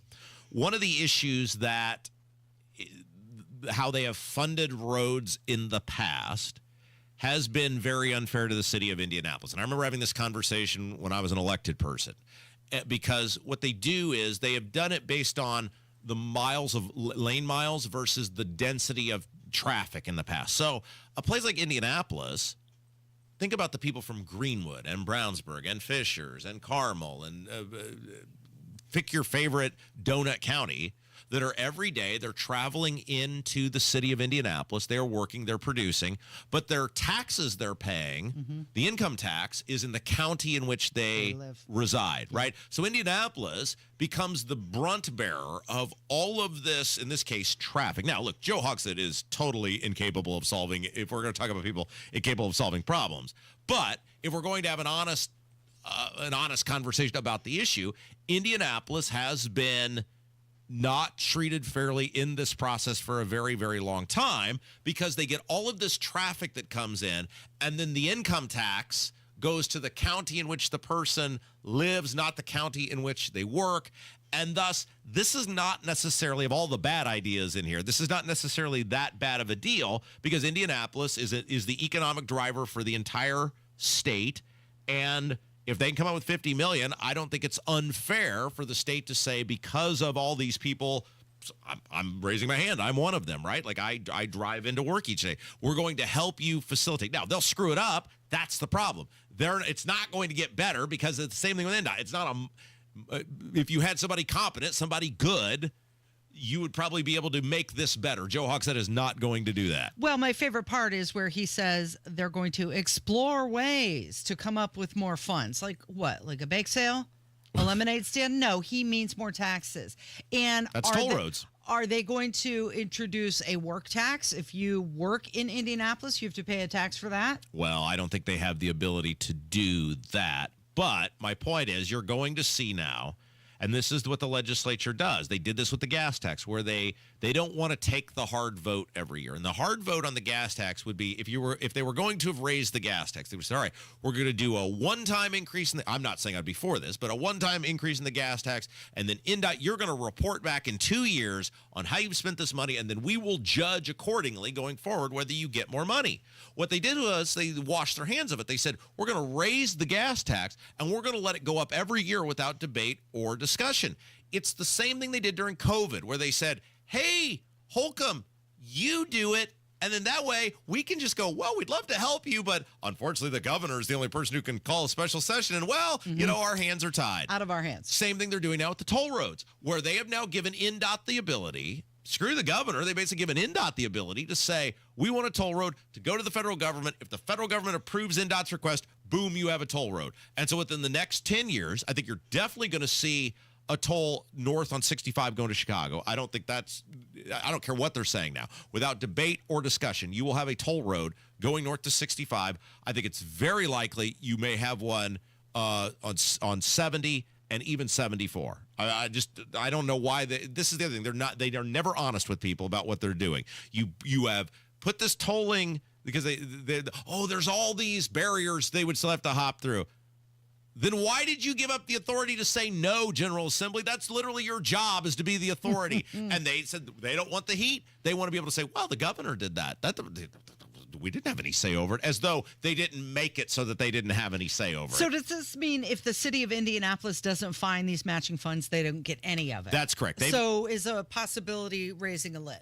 Well, they're going to max out the lid. I mean, Jesse Brown was here a couple of weeks ago and said that's absolutely, basically going to happen. But Josh Bain, our friend Josh Bain, who's on the city council, had laid out how much money the city wastes on non-essential expenditures. They'll find this money. I mean, there's every incentive for them to find this money, and quite frankly, I mean, they would be idiots if they didn't. If somebody's going to hand you $50 million to not take the money. But the system is. By the way, the electric car people are about to get hosed, which I love that. Everybody should buy an electric car. It's a way to save the environment. And now we're going to make you pay a massive tax to have an electric car, which, welcome to the party, pal. You're going to be punished. The point is, these people never solve the issue. They always make it worse. Your taxes always go up. These are the same people, many of them who 8 years ago came to you and said, sit down and shut up. If you raised your hand and said, I don't think your plan's very good. They clearly admit it didn't work. And now they have a new plan, which is basically more of the same old plan. Although I am excited about the 465 speed limit going up to 65 miles an hour. Is that what it's going up to, 65? We will give them credit for that. Yeah. So, I mean, it's just frustrating, though, because they just tore up a bunch of lanes on Michigan for bicycles. Yes. I drive that all the time. In the past year, I've probably seen one bicyclist on it. Here's the other side of it, right? How much money did that cost? Talk about wasted money. They've now spent hundreds and hundreds of millions of dollars on the red line, the blue line, the purple line. I forget what line we're on now. It's something that the majority of people are not using. You and I see the buses every day. They're largely empty. You could have spent that money on roads, bridges, and sidewalks. It could have been things that people really use and enjoy.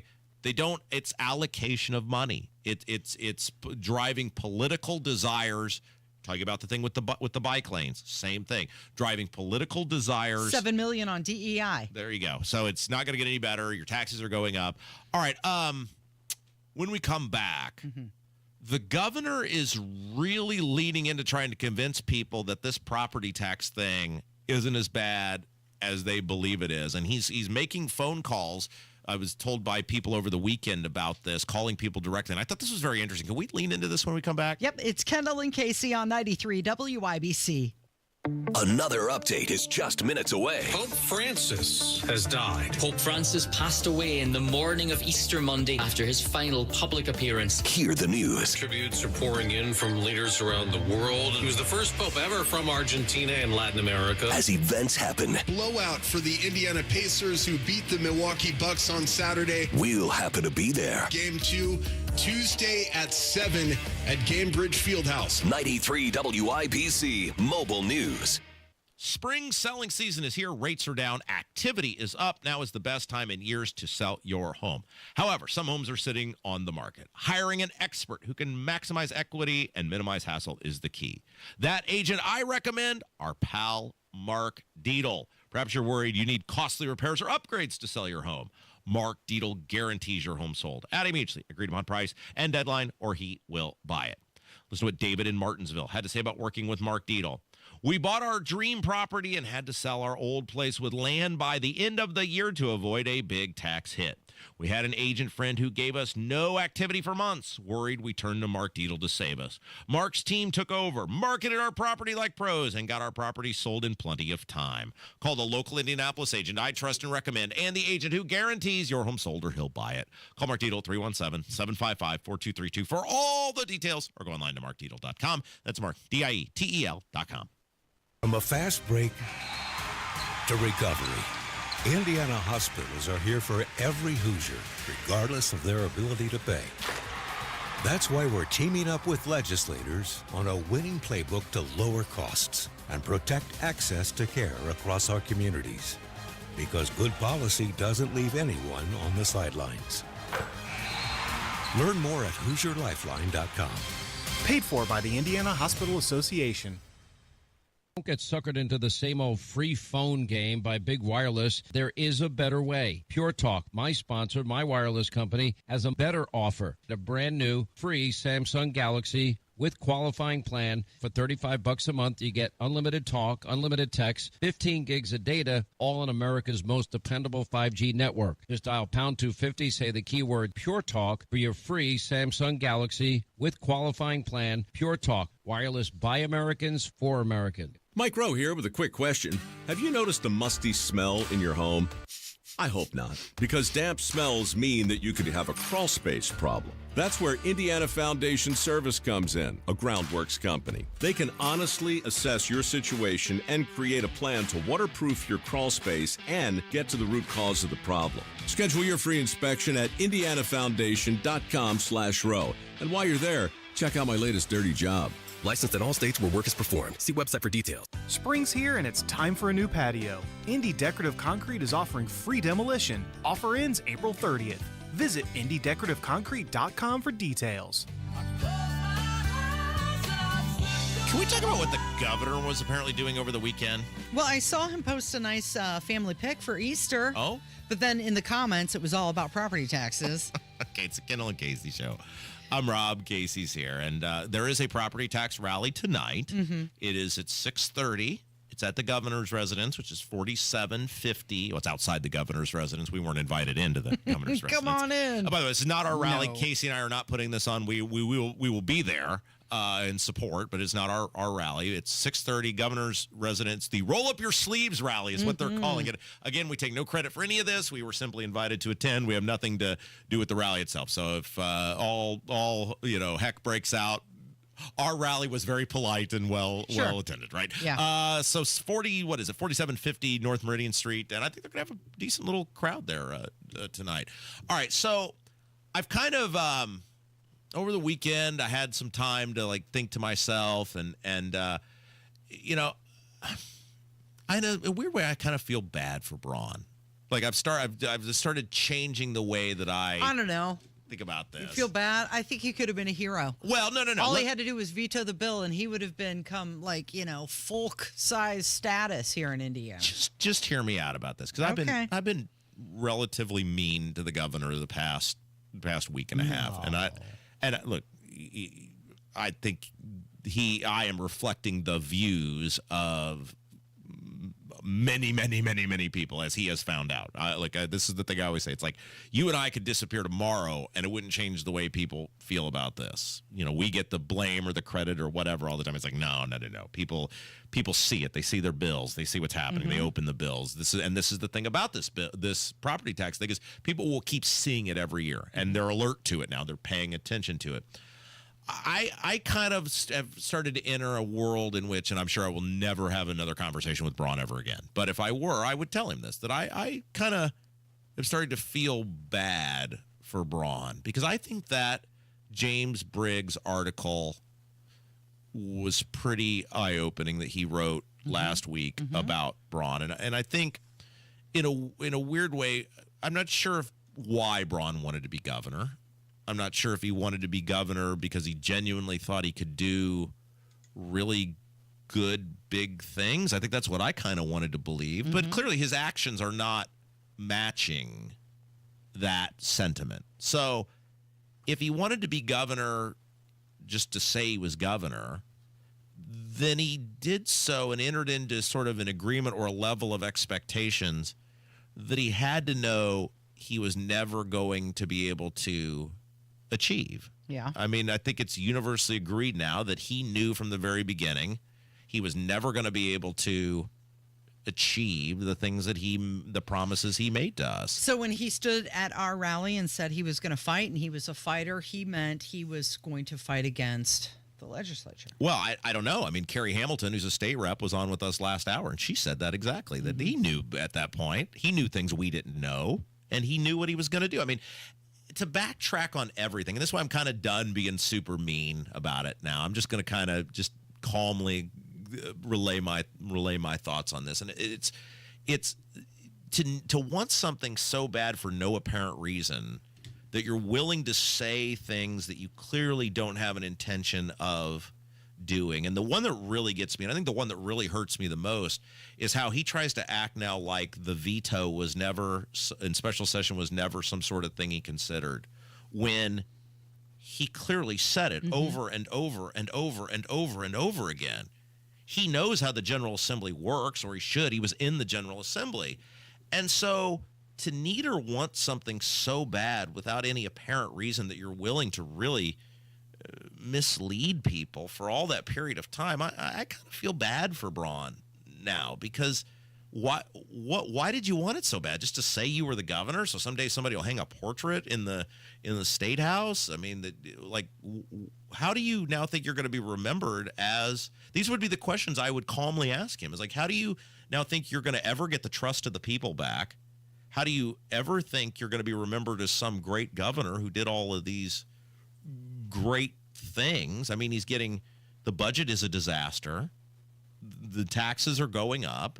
Mike Hicks, who I don't agree with on almost anything, had an article in Star today about how your taxes are. Everybody agrees other than Braun, and I guess the General Assembly, some of them will keep the story up, that the taxes are going up as a result of this. People on totally opposite sides of this debate in the political aisle agree. Carrie Hamilton and I probably don't agree on all that. We agree the taxes are are going up. And it's interesting. I've heard from multiple people, and these are almost identical phone calls, that over the past several days, Braun has been working the phones with people who he believes are influential or able to influence conservative circles. And he's saying, I'm hearing from multiple people the same conversations.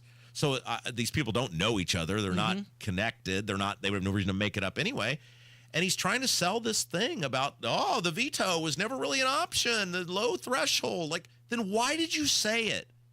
Why did you say it? That is what hurts people the most, is if you didn't believe any of this stuff, you didn't have to say it. You could have just been honest with us. And while reasonable people can disagree, we wouldn't have put the faith in you that we did. Was it a negotiating tactic to use with? But he didn't get anything.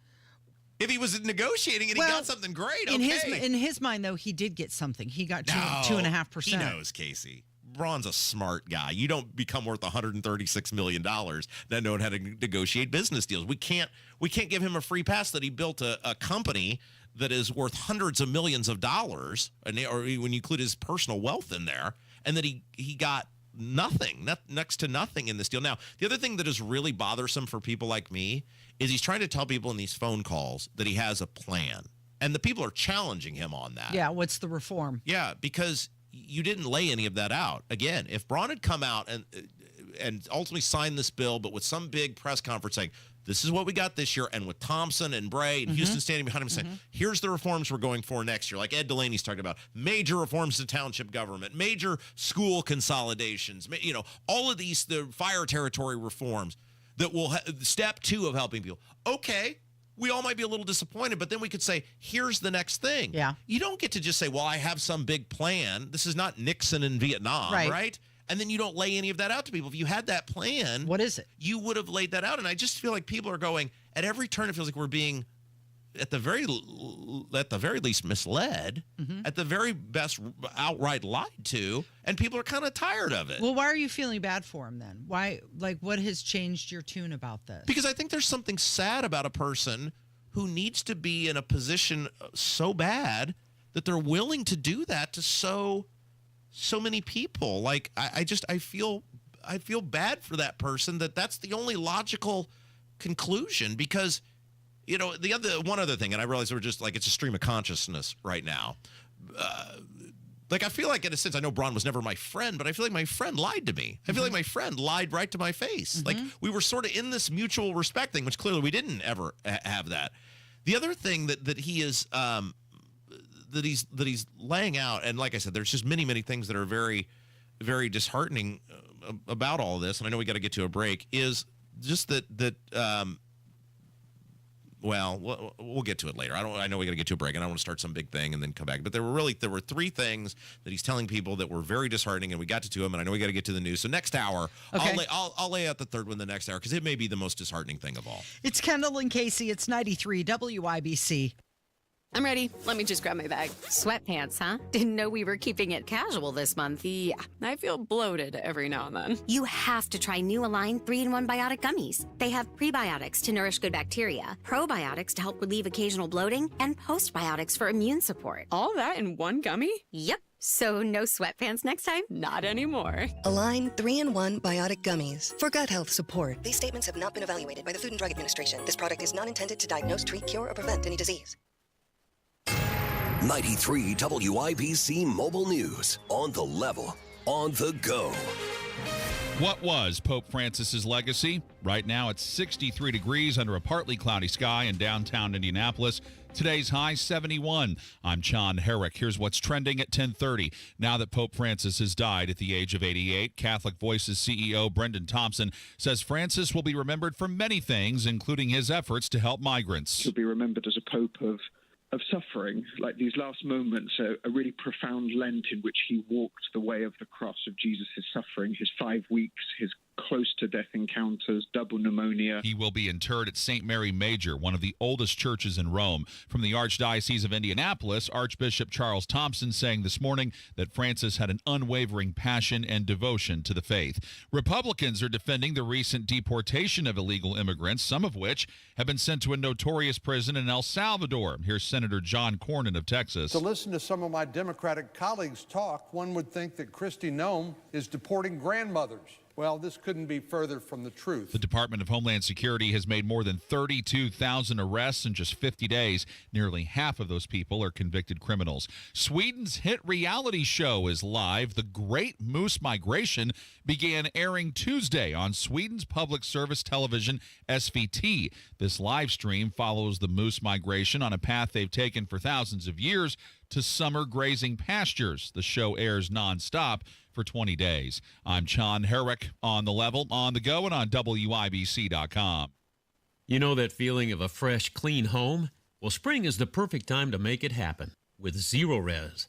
Hi, this is Denny Smith. Think about everything winter left behind. Dirt, dust, allergens, pet dander, and maybe even some mystery stains. It's time to get Zero Resified. For a limited time, get 3 rooms of carpet cleaned starting at just $119 and take $75 off air duct cleaning too. That's real savings on a deep clean. Zero Res's patented ZR water cleans with no soap, no residue, no harsh chemicals, just fresher carpets and cleaner air for your family. And don't take my word for it, just check out 4,900 5-star Google reviews. Don't wait. Beat the spring cleaning rush and book today. Call 317-388-5141 or schedule online at ZeroResIndy.com. Call now. Mention WIBC, get 3 rooms cleaned starting at just $119 plus $75 off air duct cleaning. 317-388-5141 or ZeroResIndy.com. Hey, good morning. It's Casey, and let's talk about Galaxy Concrete Coating for indoor and outdoor concrete. Whether it's for your garage, custom floor coating, driveway, pool deck, even the patio, they can do it all. And here's a review. As a realtor, I tour hundreds of homes each year, and I always have admired garages that were finished and had coated floors. It looks great, stays cleaner, it feels soft on your feet, and it actually protects the concrete from cracking. All true. Call Galaxy Concrete Coating today. 317-751-9070, or they're online, galaxyconcretecoatings.com. Hi, I'm Charlie Comer, owner of Comer & Cross Concrete Floors. If you're even thinking about a new garage floor, I promise you will love your new Comer & Cross garage floor more than any home improvement you do. Every single day for years to come. That's why so many builders use Comer & Cross. And Comer & Cross patios look way better than a new one at a fraction of the cost. Comer & Cross garage floors and patios are the gold standard, guaranteed to never chip, crack, or show tire lift like epoxy or paint ever. And we make it so easy. We are all courteous uniform pros. We have the equipment and know-how to fix your concrete perfectly before applying your gleaming, new, proprietary Comer & Cross finish. We even take your stuff out for you. For your quick and easy, no sales pressure estimate, please call us right now at 1-800-NEW-FLOOR. That's 1-800-NEW-FLOOR. Or go to COMERcross.com. Help DEA keep our community safe and healthy by participating in National Prescription Drug Take-Back Day, Saturday, April 26th. Take action right in your own home by cleaning out your medicine cabinet of unneeded medications. Keep them safe, clean them out, take them back. Find a collection site near you at DEATakeback.com. Do your part to lower overdose deaths and prevent prescription drug misuse before it starts. That's DEATakeback.com. This is Danny Reinhardt with Reinhardt Heating and Cooling. Give us a call for any of your heating and cooling needs. We're here to serve you. 317-745-4526. Reinhardt is your trusted local independent American Standard Air dealer. You're listening to the Kendall and Casey Show on 93 WIBC. It's time to hear from you. Kendall and Casey present Voicemails. Brought to you by QC Kinetics for non-surgical regenerative medicine treatment at 317-559-PAIN.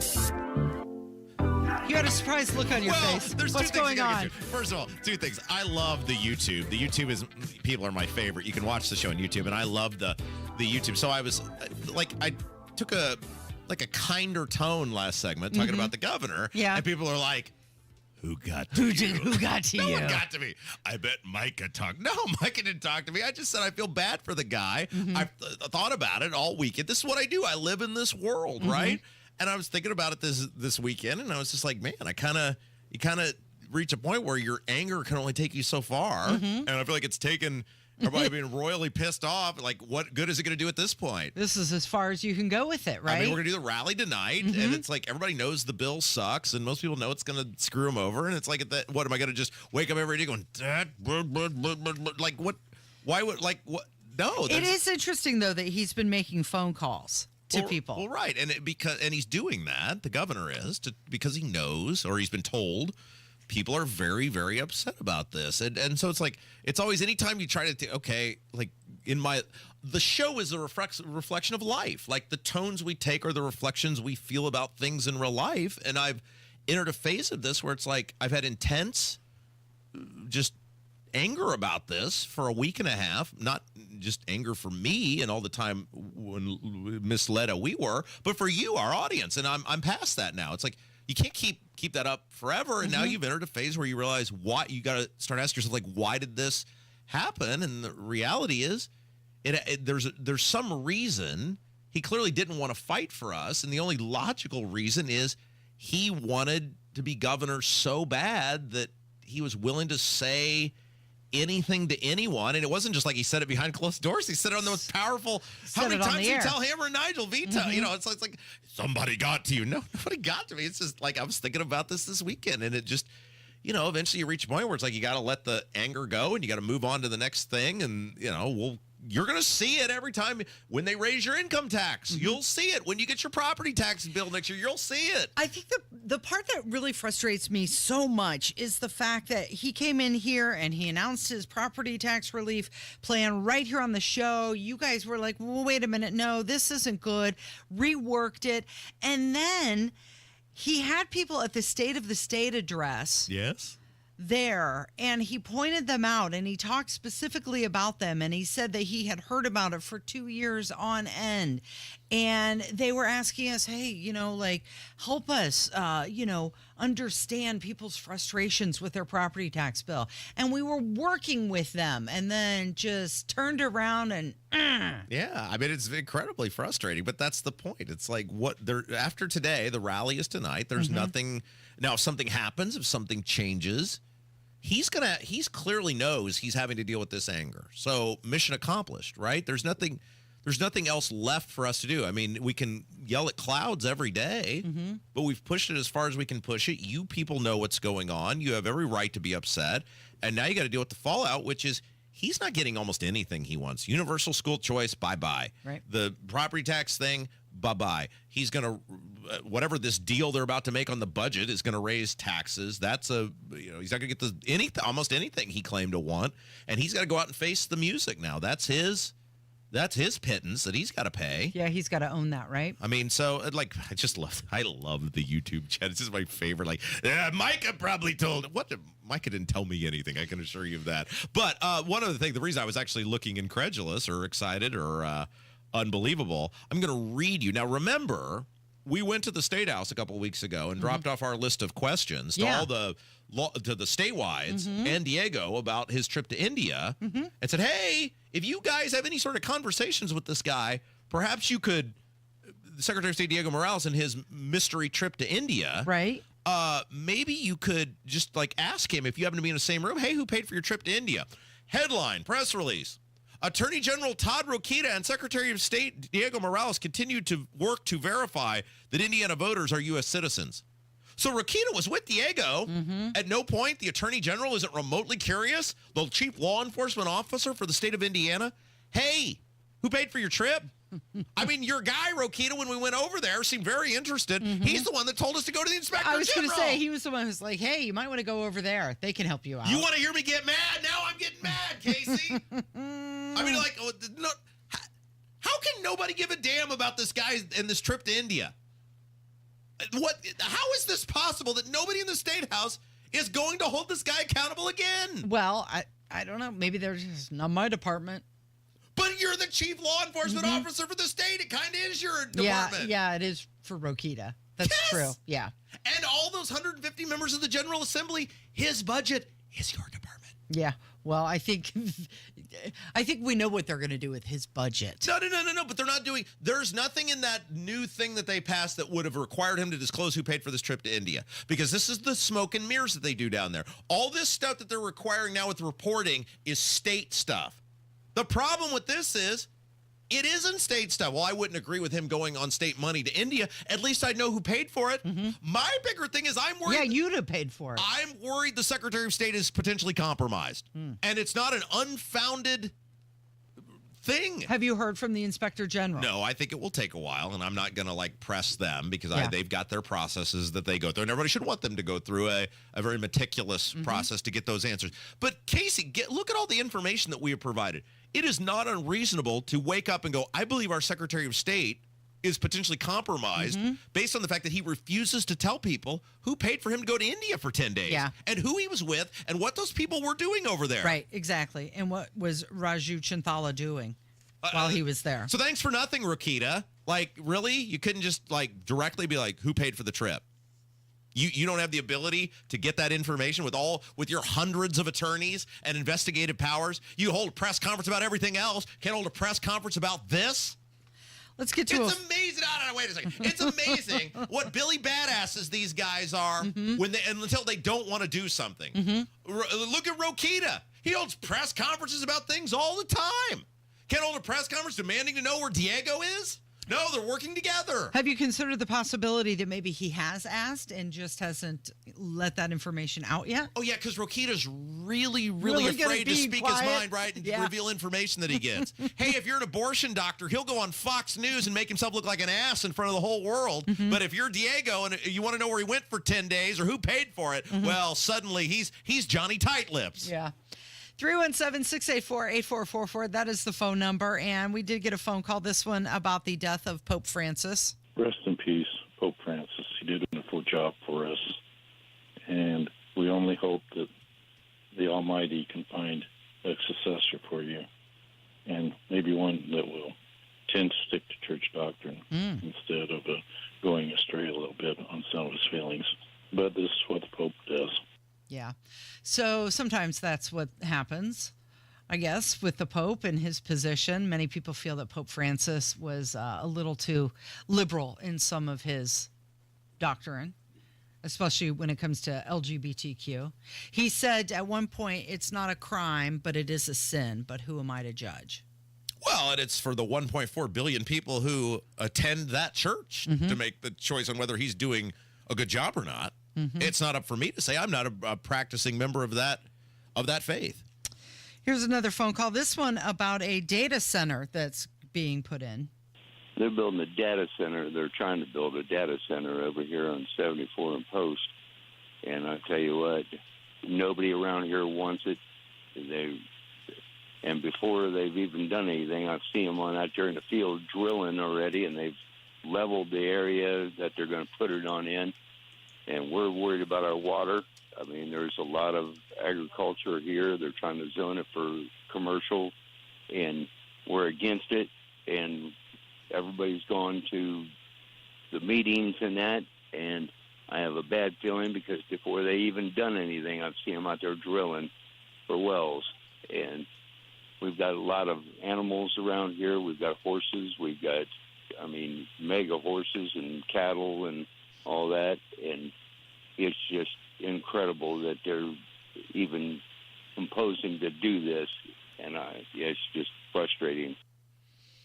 I want to come back to that phone call top of next hour because the final thing I didn't have time to get to where I'm saddened or disappointed with Braun.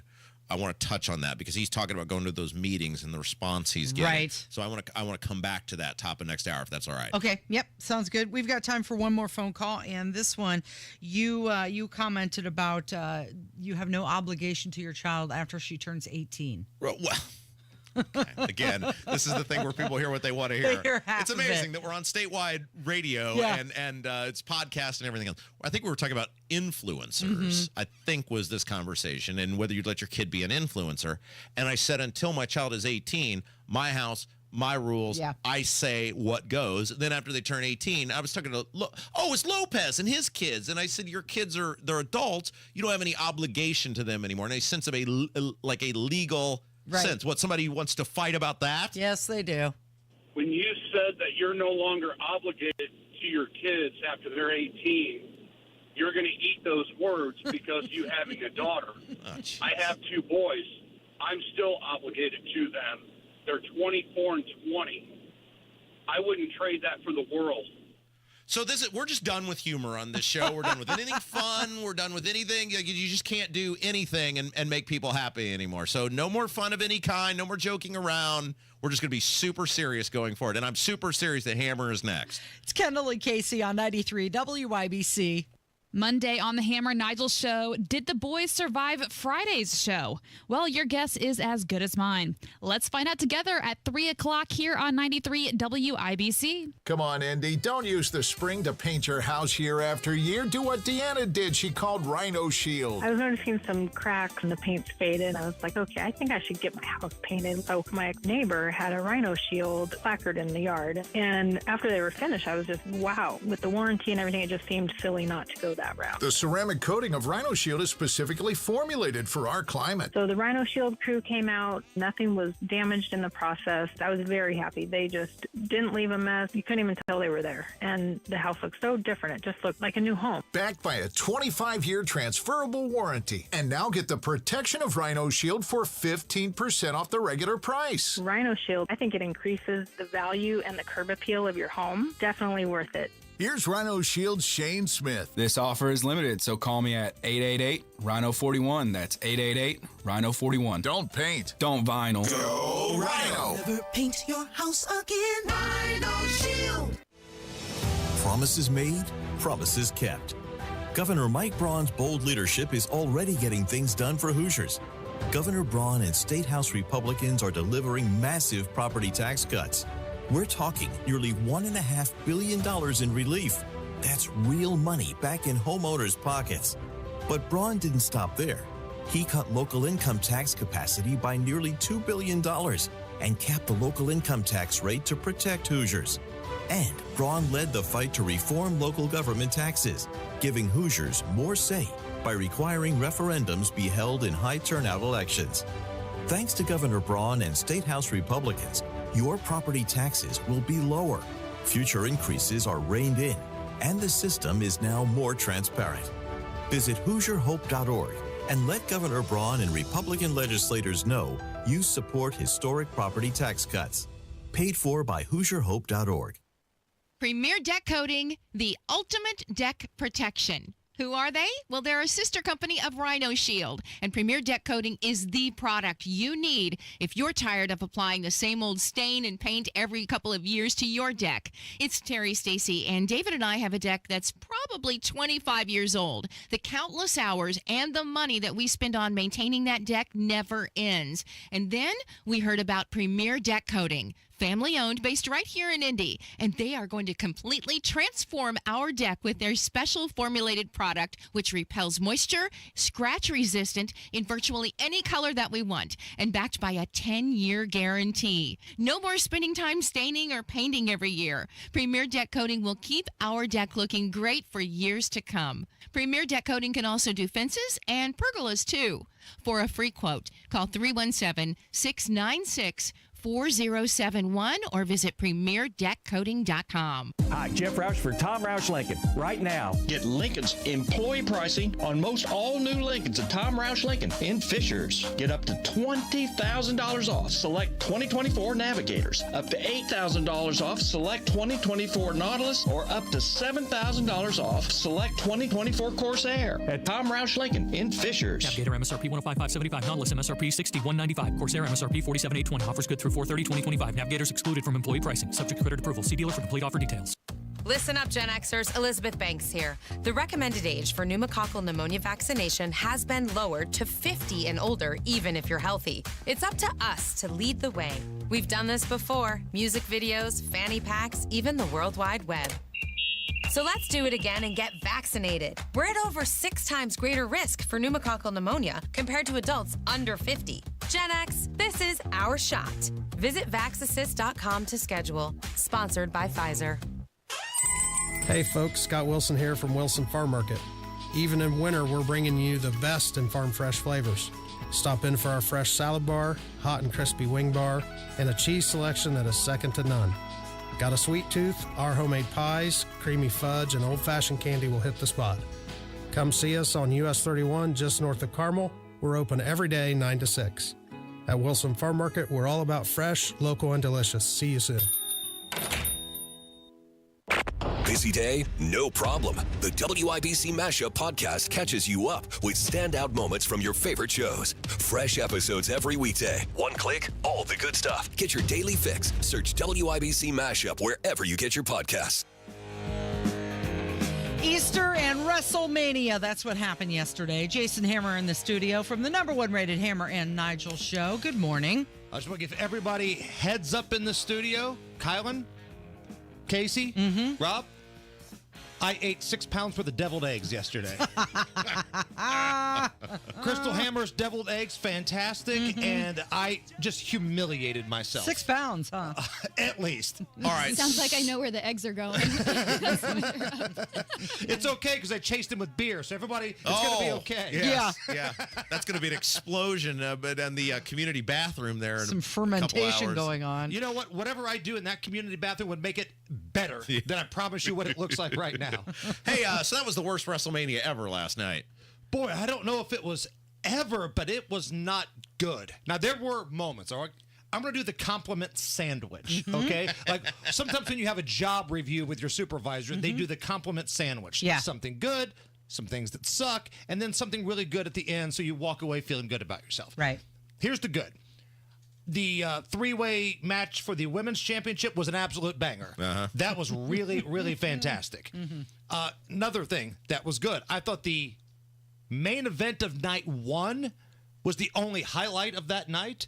That was the triple threat match between Punk and Rollins and Roman Reigns. Too many of these triple and quadruple threat matches. I can't keep track of all these. But if you're going to get a triple threat match, make it your players, right? Okay. So here's what stunk. Pretty much everything else.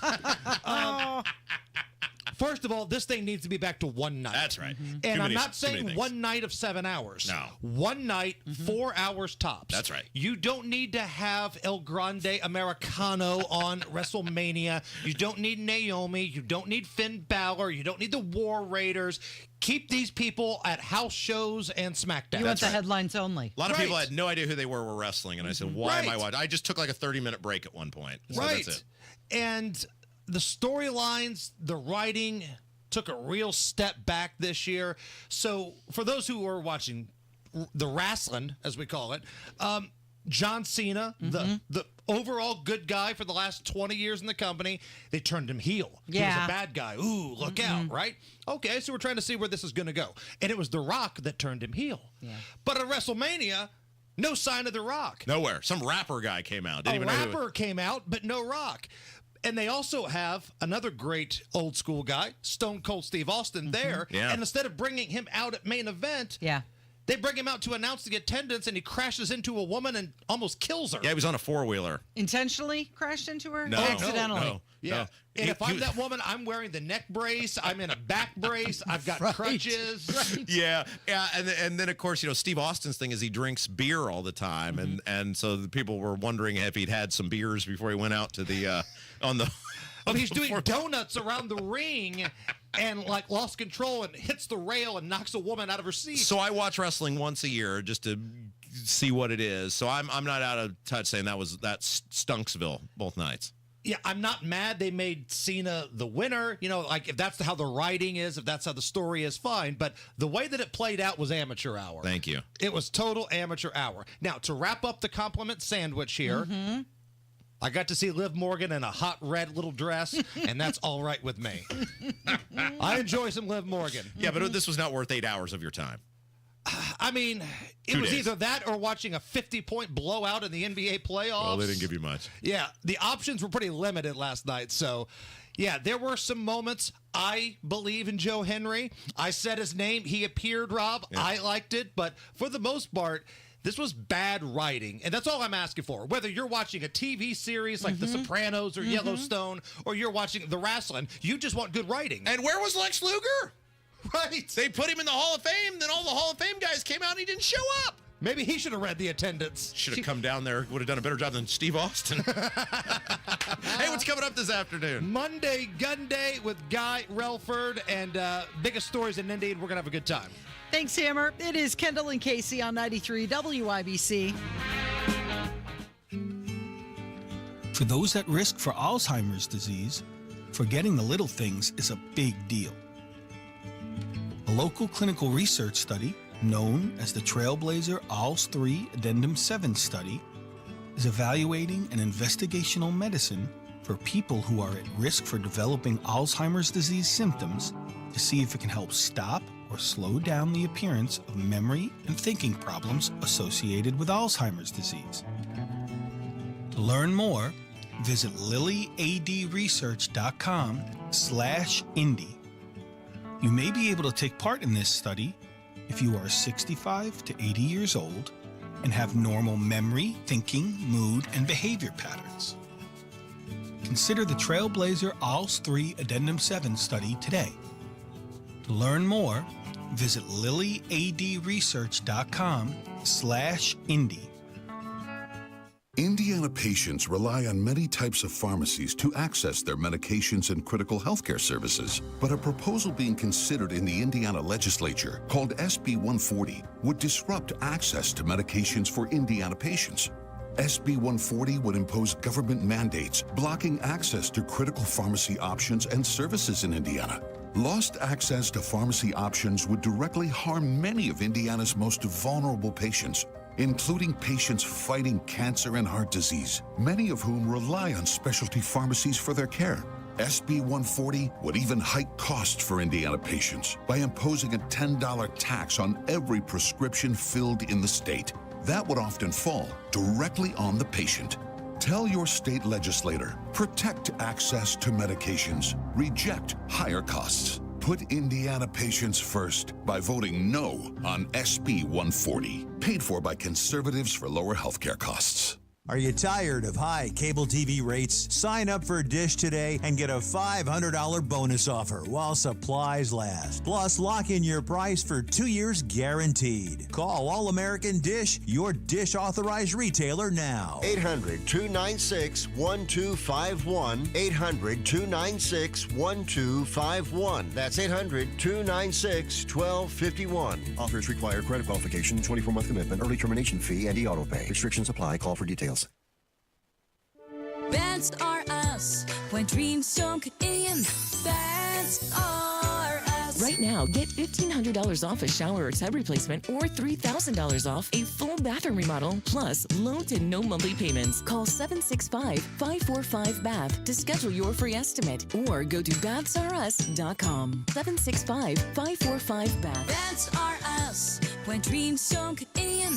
Beds are us.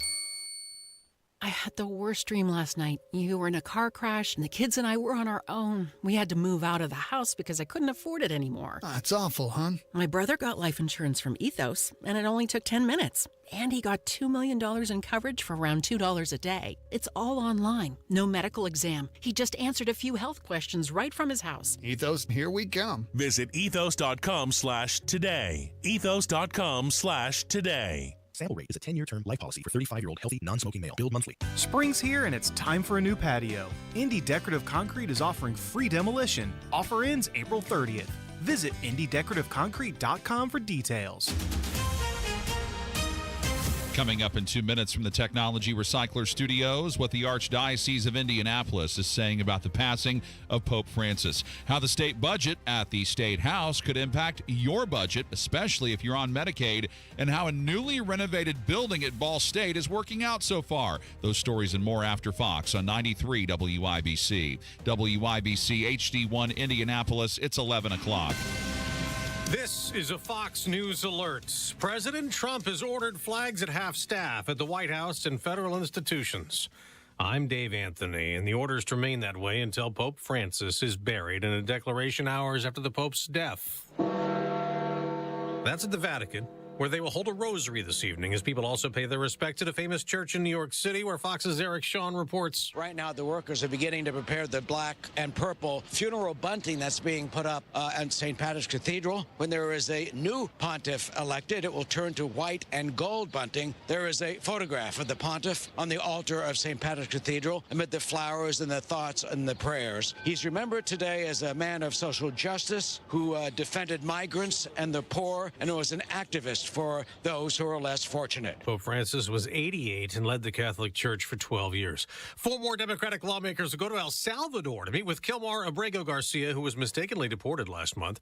They demand he be brought back. But White House Press Secretary Caroline Leavitt insists Abrego Garcia is a gang member, telling Fox. To the Democrat Party, who thinks that they are going to bring this foreign terrorist back to the United States of America to live a peaceful and happy life, that is never going to happen. Defense Secretary Pete Hegseth is defined amid new controversy.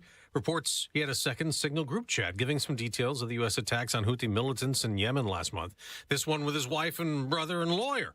Hegseth dismisses all that as another anonymous leak to smear him. Not going to work with me, because we're changing the Defense Department, putting the Pentagon back in the hands of warfighters, and anonymous smears from disgruntled former employees on old news doesn't matter. The president took another swipe this morning at the Federal Reserve Chairman in a Truth Social post, calling Jerome Powell Mr. Too Late and a major loser. President Trump again demanding an interest rate cut the president says will avoid a slowing economy on Wall Street. The Dow's down almost 900 points. America's listening to Fox News. 93 WIBC Mobile News. On the level, on the go.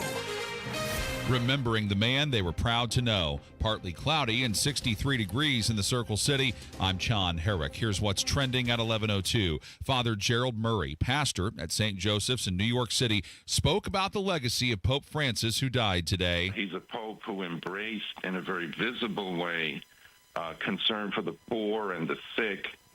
He was concerned for people in society who are often overlooked. This morning at the Archdiocese of Indianapolis, Archbishop Charles Thompson said Francis was filled with holiness, missionary zeal, and confidence in the presence of the Holy Spirit. You could see some services cut if Indiana lawmakers make a new budget plan that accounts for some serious shortfalls expected in the next 2 years. With more on that, here's Chris Davis. There are 3 reasons: tariffs, and tariffs. Ball State economics professor Mike Hicks on Which TV's All Indiana Politics. It is exclusively a consequence of the very deep economic shock that is beginning to wrap around the country and much of the globe. But former State Senator Jim Merritt disagrees, saying he believes lawmakers can hold off making cuts. Well, I don't know if you need to cut because this is a very conservative budget, because we don't know what the grants of the federal government to the state of Indiana. His suggestion is closely monitoring the budget because some tariffs may not last long. Chris Davis, 93 WIBC Mobile News. A shooting in Lawrence has left 1 kid in a hospital. Police say it happened around 3:30 Sunday morning near I-465 and East 56th Street. Police say the boy was found shot after trying to steal a car, and the suspected shooter is cooperating with the investigation. If you need to get gas today, Gas Buddy says the statewide average is $3.01 a gallon. The cheapest gas in the state's in Bremen at $2.65. The newly renovated $60 million Cooper Science Building is now open at Ball State University. Organizers of it say the space now features upgraded facilities for both hands-on research as well as instruction. I'm John Herrick on the level, on the go, and on WIBC.com. It's 11:04. Kendall and Casey coming back in 1 minute. Meet Alan, who was diagnosed with sleep apnea. I was what they call a mouth breather, and I would breathe at night with my mouth open. And for about 8 years, Alan struggled with a CPAP machine. And then I saw the Advent commercial, and I thought, well, what do you got to lose? This machine is miserable. For most people, CPAP machines are miserable, but a simple breathing triangle solution from Advent can be life-changing. And it really was, to me, it was amazing because I don't think I ever breathed that clear. This is Dr. Madan Kandula. After having one of Advent's simple breathing triangle procedures, people are amazed at how freely and clearly they can breathe. I'm happy with the procedure. I'm very glad I did it. I wish I would have done it 20 years ago. I could have avoided that machine I had to have laying next to the bed with the hose wrapped around my head. Schedule your appointment at adventknows.com because Advent knows when you breathe well, you live better. Results may vary. Most insurance accepted. This hour on 93 WIBC, powered by Reinhardt Heating and Cooling, your American Standard air dealer in Hendricks County. You're listening to Rob Kendall. When we talk about sending money somewhere, we're talking about printing the money because we have no money. And Casey Daniels. My government would never lie to me, would they? On 93 WIBC. You know, Casey, I don't think there's anything more frustrating than doing everything you were told to do. And the person in charge tells you you're doing a good job.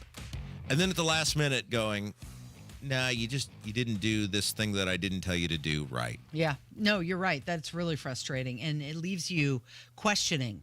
You look back on things and you're like, but wait, this is what you said. And then we agreed on this. And so you just play that over and over in your head. So what we're talking about is last hour I'd kind of laid out. So apparently the governor, I was told by multiple people who don't know each other, they said almost identical things. So I have no reason to doubt this happened, has been whether he's become aware of it personally or his staff has told him where people are on this property tax bill. And he has been making phone calls to people, I guess, that he believes are influential or whatever. And it's almost the identical phone call these people are describing to me about what he's trying to say to them. And he's saying some things that are very, very frustrating. And, you know, we laid out a couple of them last hour, one of them being that he's talking about, well, there's this plan, right? Like, I'm coming back next year. And these people are kind of telling him, no, Mr. Governor, this was your chance to lay out whatever the plan was going to be. And this was your opportunity to get all of those concessions in this property tax bill. You have revealed none of what this plan is, nor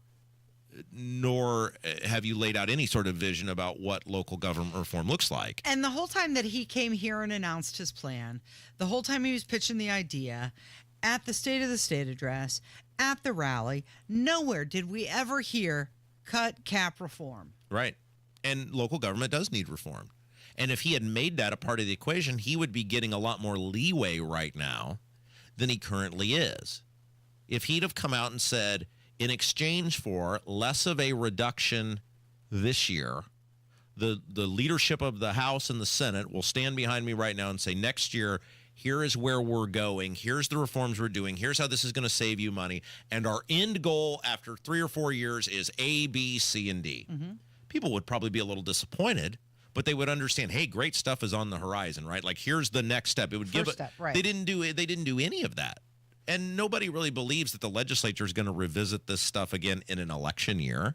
Nobody thinks that's going to willfully happen. And so that's very frustrating. There's some other things we touched on that he's saying in these phone calls, but one of the things that we talked about how he's the other thing that we talked about last hour was the how the veto. Well, that was never really an option. Symbolic. Yeah. And time again, including, I believe, at our rally, he laid out, oh, yeah, veto's absolutely an option. If I don't get something good, I'm not going to sign it.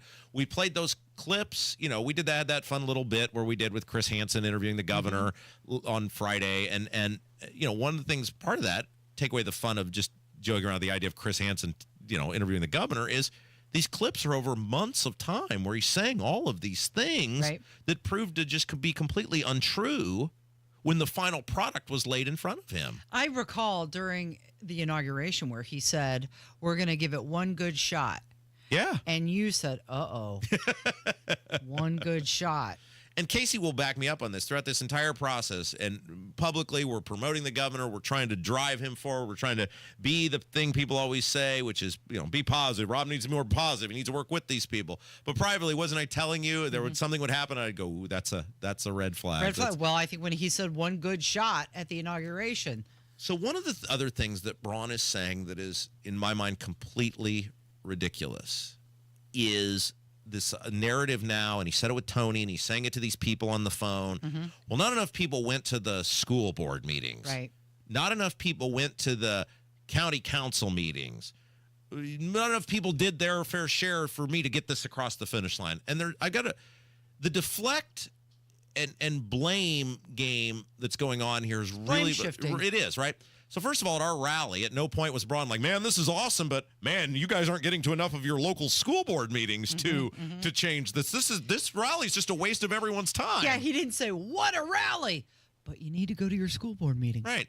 And the school board meetings have nothing to do with what you're doing at the State House, sir. The rally was to show you, Mr. Governor, that, yeah, okay, there may be 50 people that speak at this Senate Bill 1 hearing. Here's your people. We're giving you way more people, and we told him that. Yeah. We made that very clear. This is your audience. This is people showing you that there's way more of us than there are of them. What difference would it make if they went to their local school board meeting or not? That's utterly preposterous. And then when you look at the actual bill, if Braun had signed a bill that didn't include that business personal property tax exemption, and the argument would be, well, not enough people, we weren't able to influence enough of these school board people to stand behind us, or the school board people got to the legislature, this is the only choice I had because we had to reduce the amount of revenue that was going to be, air quote, lost, blah, blah, blah. But they didn't do that. This wasn't about lost revenue. They gave it to the businesses. Correct. Your money went to the businesses. The money that was supposed to be for you went to some big business. And doesn't it make you question, was that the plan all along? Yes, that was the plan all along. Yes, that's the point. That was what Jeff Thompson always intended to do, was to give you as little as possible and give it to the businesses. And at some point they figured out Braun does not have the capability, the stones to stand up to us, so we'll just tell him what we're going to do, and he's going to do that, and we'll I guess, give him, an extra 2.5% credit, and he's going to try to tell people. Pat him on the that head and make him feel good about it. the business has got the money. This is not like they just took the money and didn't, of the original Senate Bill 1, they didn't just, say we're not doing that because we're concerned about it's the preposterous nature, though, of the Senate voting for it after gutting the original Senate Bill 1. They gave it to the donors. They gave it to the people who give them money. This is why Braun not being straight with the public is really pissing people off. I know Braun's people hear this. He needs to know. The more these phone calls he makes, the angrier he is making people, because the people he's calling are not stupid. They know what's going on. And when you tell them that it was about you didn't go to the school board meeting, you're screwing, air quote, screwing the school board the same way you were in the original Senate Bill 1. The money just goes to somebody else. And never when he was on with Hammer and Nigel or talked to us did he ever say, well, the veto's symbolic. Right. But I want to stay focused on this, Casey, for a second. That this is the most egregious thing of all. We asked Braun to be a part of that rally, and at no point did he or his people say, it's just a waste of your guys' time. You need to tell everybody, instead of going to the State House, get everybody to go to a school board meeting this month. At no point did they ever say that. At no point did he say that in his rally. All of these talking points have come up now after the fact. You're right. It's blame shifting. He did not deliver. And it comes back to the point I made earlier, which is I'm kind of done being I'm very upset about it, but I'm kind of done being off the rails about it, because Braun's got to look himself in the mirror. And he knows now, based on these phone calls, and people will be respectful to him because he's the governor. They're not going to tell him exactly what they think. But he's got to go out now, and he knows what people think about him. He knows how angry people are at him. And they won't be able to get out. He won't be able to get out of this because the property tax bills are going to keep showing up. Well, if he looks at social media at all, he's going to see. Because he can't even put out an Easter post, Happy Easter, without every single comment being about, it would be a happy Easter if my property taxes were lower. So my point with all of this is it hurts my heart because it was a missed opportunity. You have the Democrats. Carrie Hamilton agrees with this. Ed Delaney agrees with this. Local government needs reformed.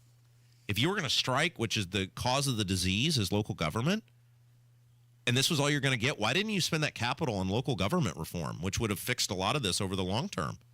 There's a consensus, unlike there was when Daniels was there, at least on the other side of the aisle. The leadership, the reasonable people are saying something needs to be done. But we're never going to get that. You didn't get any property tax reform, and you gave it to the businesses.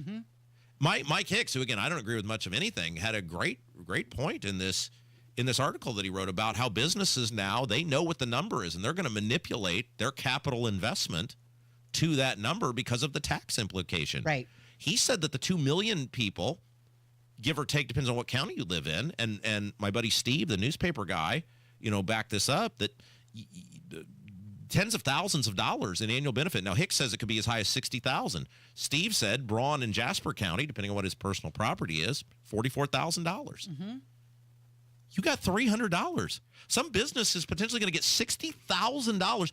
Oh, and why they did this, and then we'll move off this because we got to get to other things. But why they did this? Because when you got that credit, because they didn't actually reform the system, that credit, the businesses were going to have to pay more, because we've laid out how little the businesses actually pay because of the spike in property tax. And by the way, most of these businesses are abated anyway, so they don't pay their full share over a 10-year period.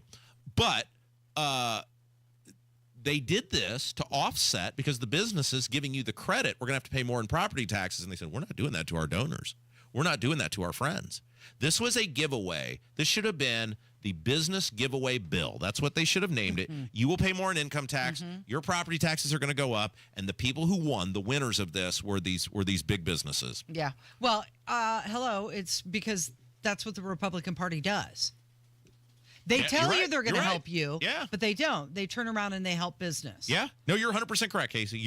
And that is, you look at the tax cuts over the past several years. You look at, they've got to find $2 billion or whatever the number is for the budget. The tax increases they're going to enact, it won't be on businesses. No. It'll be on you. Yeah. It will be on you. All right. So the rallies tonight. Yeah, and Andy Horning is going to join us. Yes, we're going to relive what happened the original time we came for property tax reform, why that was much more successful than this. We'll talk about the rally tonight, what they hope to accomplish, because it's not our rally. We're showing up, but if everything goes haywire, don't give us the blame. It's not on us. If it ends up being great, don't give us any of the credit. We're just showing up. All right. He's up next on 93 WIBC.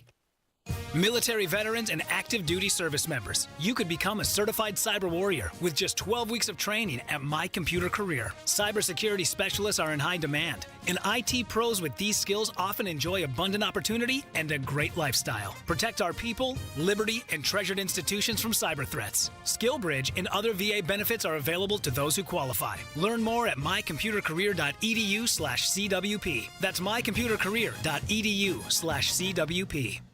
Hey, this is Denny Smith for LD Smith Plumbing. Lance Smith joins me right now. No, we're not related, but I'd be proud to call him my son, my uncle, my cousin, whatever. Lance, welcome to the studio. Hey, thanks for having me. All right, sump pumps, they're coming up. You guys, it's probably time to get your sump pump special. You brag on this every year. Yep, it's a real deal. Free primary sump pump with the purchase of a battery backup system. Simple as that. No hidden labor fees or anything like that. 317-927-7186 or ldsmithplumbing.com. Potential cannot be measured, and it can't be taken away from you either. You never know how strong you are, how capable, and how amazing you really are until you face a challenge. Our Franciscan Health orthopedic teams guide the steps you take to overcome life's hurdles. Be ready for the high fives, the constant encouragement and care plans designed for only you that help you realize your extraordinary potential. Learn more at franciscanhealth.org/orthocare. I had the worst dream last night. You were in a car crash, and the kids and I were on our own. We had to move out of the house because I couldn't afford it anymore. That's awful, hon. My brother got life insurance from Ethos, and it only took 10 minutes. And he got $2 million in coverage for around $2 a day. It's all online. No medical exam. He just answered a few health questions right from his house. Ethos, here we come. Visit ethos.com/today. Ethos.com/today. Sample rate is a 10-year term life policy for 35-year-old healthy, non-smoking male. Billed monthly. Trust employee owned. B Windows extending our employee discount to you. Up to 55% off, plus 18 months, no interest, no payments. Trust your home to be. Gotta do what you can just to keep your love alive. Try not to confuse. Big event coming up tonight, 6:30. Governor's residence, big protest for people who are less than pleased with the governor's actions related to property tax reform in the state of Indiana. Again, 6:30, 4750 North Meridian Street. Public invited to attend. And one of the guys who was very involved with the victories on property taxes in the 2000s, he'll be speaking tonight. Andy Horning joins us now. Andy Horning, hello. Howdy. I do have to make a correction. I don't really consider the property tax amendment of 2010 a victory. In fact, When I ran for governor in 2008, I warned against it, saying that, well, I was saying all kinds of things, but I mean, that's just to be fair, people have been tweaking property taxes for a long time, and there was a governor who even gave us, as sort of a compromise, gave us, collective bargaining for the teachers union, just for a temporary reprieve on property tax many years ago. You are the only guy, Andy Horning, who could get a great compliment in the intro and go, no, I'm not taking that. All right, so okay, so look, we say that because in the moment when property tax caps were instituted, for a period of time, and I know this, I was a local elected official, there was a period where it did bring some level of stability and reliability to a system and helped a lot of people. But I'll give you the forum. You can expand on this. Why, in the end, did it end up not being the thing that people wanted it to be? Well, I guess first things first. I mean, taxes are really just a symptom of government, right? So you have big government, you're going to have big taxes. And so I've always, proposed cutting spending too. But property tax is particularly unconstitutional and has been since the 1930s when, we spent down the Common Schools Fund, which was supposed to be an endowed fund. And then we started tying property tax to local property, school funding to local property taxes, which meant that, poor schools belong in poor neighborhoods, good schools belong in great neighborhoods. And that's just the way our taxes work now. Plus, our taxes punish you for improving the value of your own property, which is nuts. That hurts everybody. Yeah. Let's go into that for a second. Andy Horning's our guest. He was one of the leaders of the property tax fight in the 2000s, and he'll be speaking at the rally tonight, 6:30 at the governor's residence. They screwed up big time, right, Andy, when they didn't, and Jim Merritt says this basically every time he comes in here now. They screwed up big time by allowing property to be taxed based off of this assessment thing. I mean, that's ridiculous that you get punished for what somebody else did with their home. Right, and that's also even violating federal rules because, the federal Congress is supposed to have the authority to fix the standard of weights and measures. And there are standards that we violate in our assessment process. So the whole thing is unconstitutional. And that's one of my claims all along.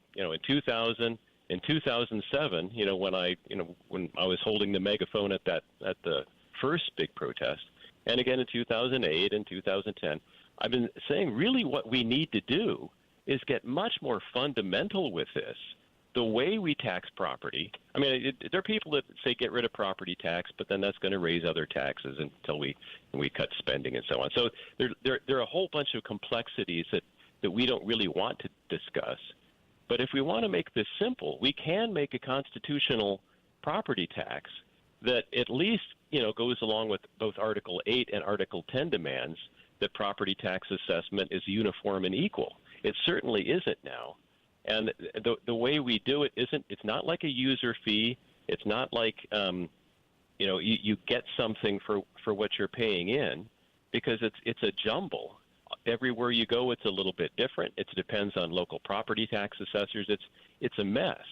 And what we really ought to be doing. Yeah, go ahead. Andy Horning is our guest, one of the leaders of the property tax fight in the 2000s. He'll be speaking at the protest tonight at the governor's residence, 6:30. Public is invited.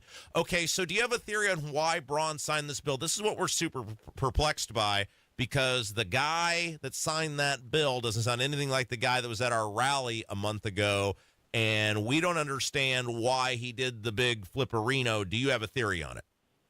Yeah, I do, but it's not a great theory because it's based on skepticism of politicians in general. No, have at it. You've come to the right place, Andy. You know this.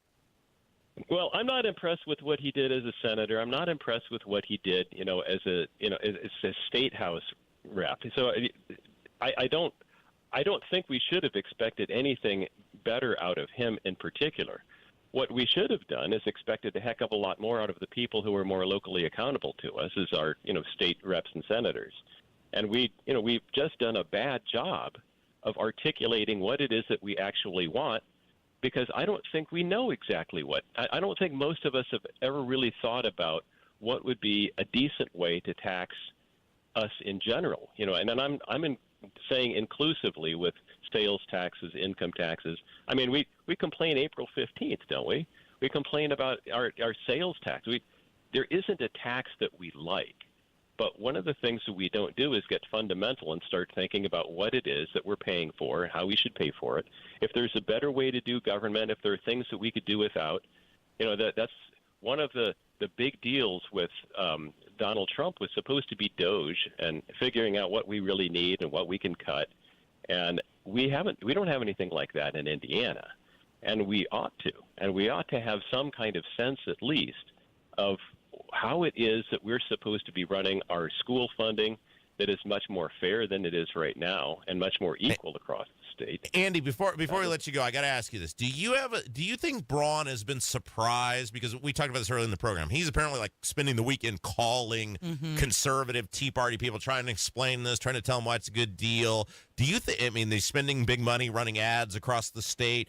Do you think he's surprised at the pushback he got from this? I hope so. Man, I hope so. I hope, well, politicians will do what they can get away with. And I think that if we keep the pressure up, then, in fact, I've heard from an awful lot of people myself that said, why are you even, having this protest? It's already signed. It's a done deal. No, it's not. It's never a done deal. Yeah, what do you expect to achieve from this? Well, one of the things that we never achieved before was what I'm talking about right now is some kind of consensus of where it is that we really want to go with our taxes and our government. What do we want to do? What do we want to cut? How do we want to pay for stuff? We don't really do that. And until we do, we're going to keep fighting this. I just kind of already told you, I started this decades ago. A lot of people started decades before me. Since 1851, we've been having this discussion on and off about how we're supposed to be taxed. Oh, good, 1850. See, I don't feel nearly as bad for failing, Casey. They've been failing since 1851. Right. Andy, you just made my day. It's been a while. I felt like a complete failure until right now, and now you've just made me feel much better. Well, I feel that might be my purpose in life, to use my example of my own failures to make other people feel better. So, Andy, we will see you tonight, 6:30. You'll be one of the speakers. We'll see you at the governor's residence. Thanks. Talk to you later. All right. It's Kendall and Casey. It's 93 WIBC. Pat Sullivan here for Gutter Helmet. Spring is here. Are you still putting screens on your gutters? If the holes are too big, debris gets in, and you're still cleaning your gutters. If the holes are too small, it sits on top, and now you're cleaning the screens. I have Gutter Helmet on my home, and it has no holes, slots, or screens. It keeps the debris out and the water in. Since 1981, Gutter Helmet has been America's #1 choice for gutter protection. Right now, Gutter Helmet is offering a 17% discount plus 12 months, no interest financing if paid in full within 12 months. Call 800-5HELMET, that's 800-5HELMET, to schedule a free estimate. 17% off is good through April. Restrictions apply and cannot be combined with other offers. Call Gutter Helmet today at 800-5HELMET. That's 800-5HELMET or gutterhelmetindy.com and never clean your gutters again. Wind and hail can cause serious damage to your property, but not every storm leaves the same mark. At Michaelis Corporation, they offer a free thorough inspection of your entire property, not just your roof. With over 35 years disaster restoration, they check everything from shingles to siding, gutters, windows, and even your interior. Call Michaelis today for your free comprehensive inspection. Don't forget to ask about our impact-resistant shingles for your roof. Life happens. Michaelis happens to help you through it. 844-FIX-INDY. Hey, guys, it's Rob for Life Church. Man, yesterday was an awesome day at all of Life Church's locations across central India, and it was so great when you hear, hey, there's too many people here. Can everybody scooch in together? It was awesome, man. What a great Easter service. And now, April the 27th, Life Church is going to be having Silly Safari with an interactive presentation of live animals. This thing is awesome. It's one of the leading provider of live animal conservation and education in Indiana, providing over 3,000 conservation-inspiring live animal shows every year throughout the United States. And they're going to be at Life Church on April the 27th. This is such a cool event. If you got kids, you got to make it there. See all the information about Life Church, including the Silly Safari presentation, at lifechurchin.com, lifechurchin.com. This is Danny Reinhardt with Reinhardt Heating and Cooling. Give us a call for any of your heating and cooling needs. We're here to serve you. 317-745-4526. Reinhardt is your trusted local independent American Standard air dealer. 93 WIBC Mobile News. On the level, on the go. Reaction coming in from everywhere. I'm John Herrick. Here's what's trending at 11:30. The leader of the Catholic Church, Pope Francis, died today at the age of 88. I think his legacy will be largely that pastoral aspect of what the church has always taught for all these centuries. Dave Bartlewitz is the director of deacons at the Archdiocese of Indianapolis. He says Francis was very good about helping the poor, and he embraced the theology of the church and wanted us to live it. The Secretary of Defense is pushing back against reports that he shared more military plans across another group chat in the Signal app. Pete Hegseth saying today some leakers got dismissed from the Pentagon and some hit pieces came out. And the vampire movie Sinners was the top movie at the box office this weekend, followed by a Minecraft movie and The King of Kings. I'm John Herrick, on the level, on the go, and on WIBC.com. I'm ready. Let me just grab my bag. Sweatpants, huh? Didn't know we were keeping it casual this month. Yeah, I feel bloated every now and then. You have to try new Align 3-in-1 Biotic Gummies. They have prebiotics to nourish good bacteria, probiotics to help relieve occasional bloating, and postbiotics for immune support. All that in one gummy? Yep. So no sweatpants next time? Not anymore. Align 3-in-1 Biotic Gummies for gut health support. These statements have not been evaluated by the Food and Drug Administration. This product is not intended to diagnose, treat, cure, or prevent any disease. It's the first day of the first grade, and she found a new best friend. It's a laid-back Sunday afternoon you wish would never end. The homemade taste of Bluebell and good friends gathered round. The good old days are being made right now. Chocolate lovers are going absolutely bananas over our new Bluebell Banana Fudge. Rich milk chocolate ice cream swirled with a scrumptious banana-flavored ice cream.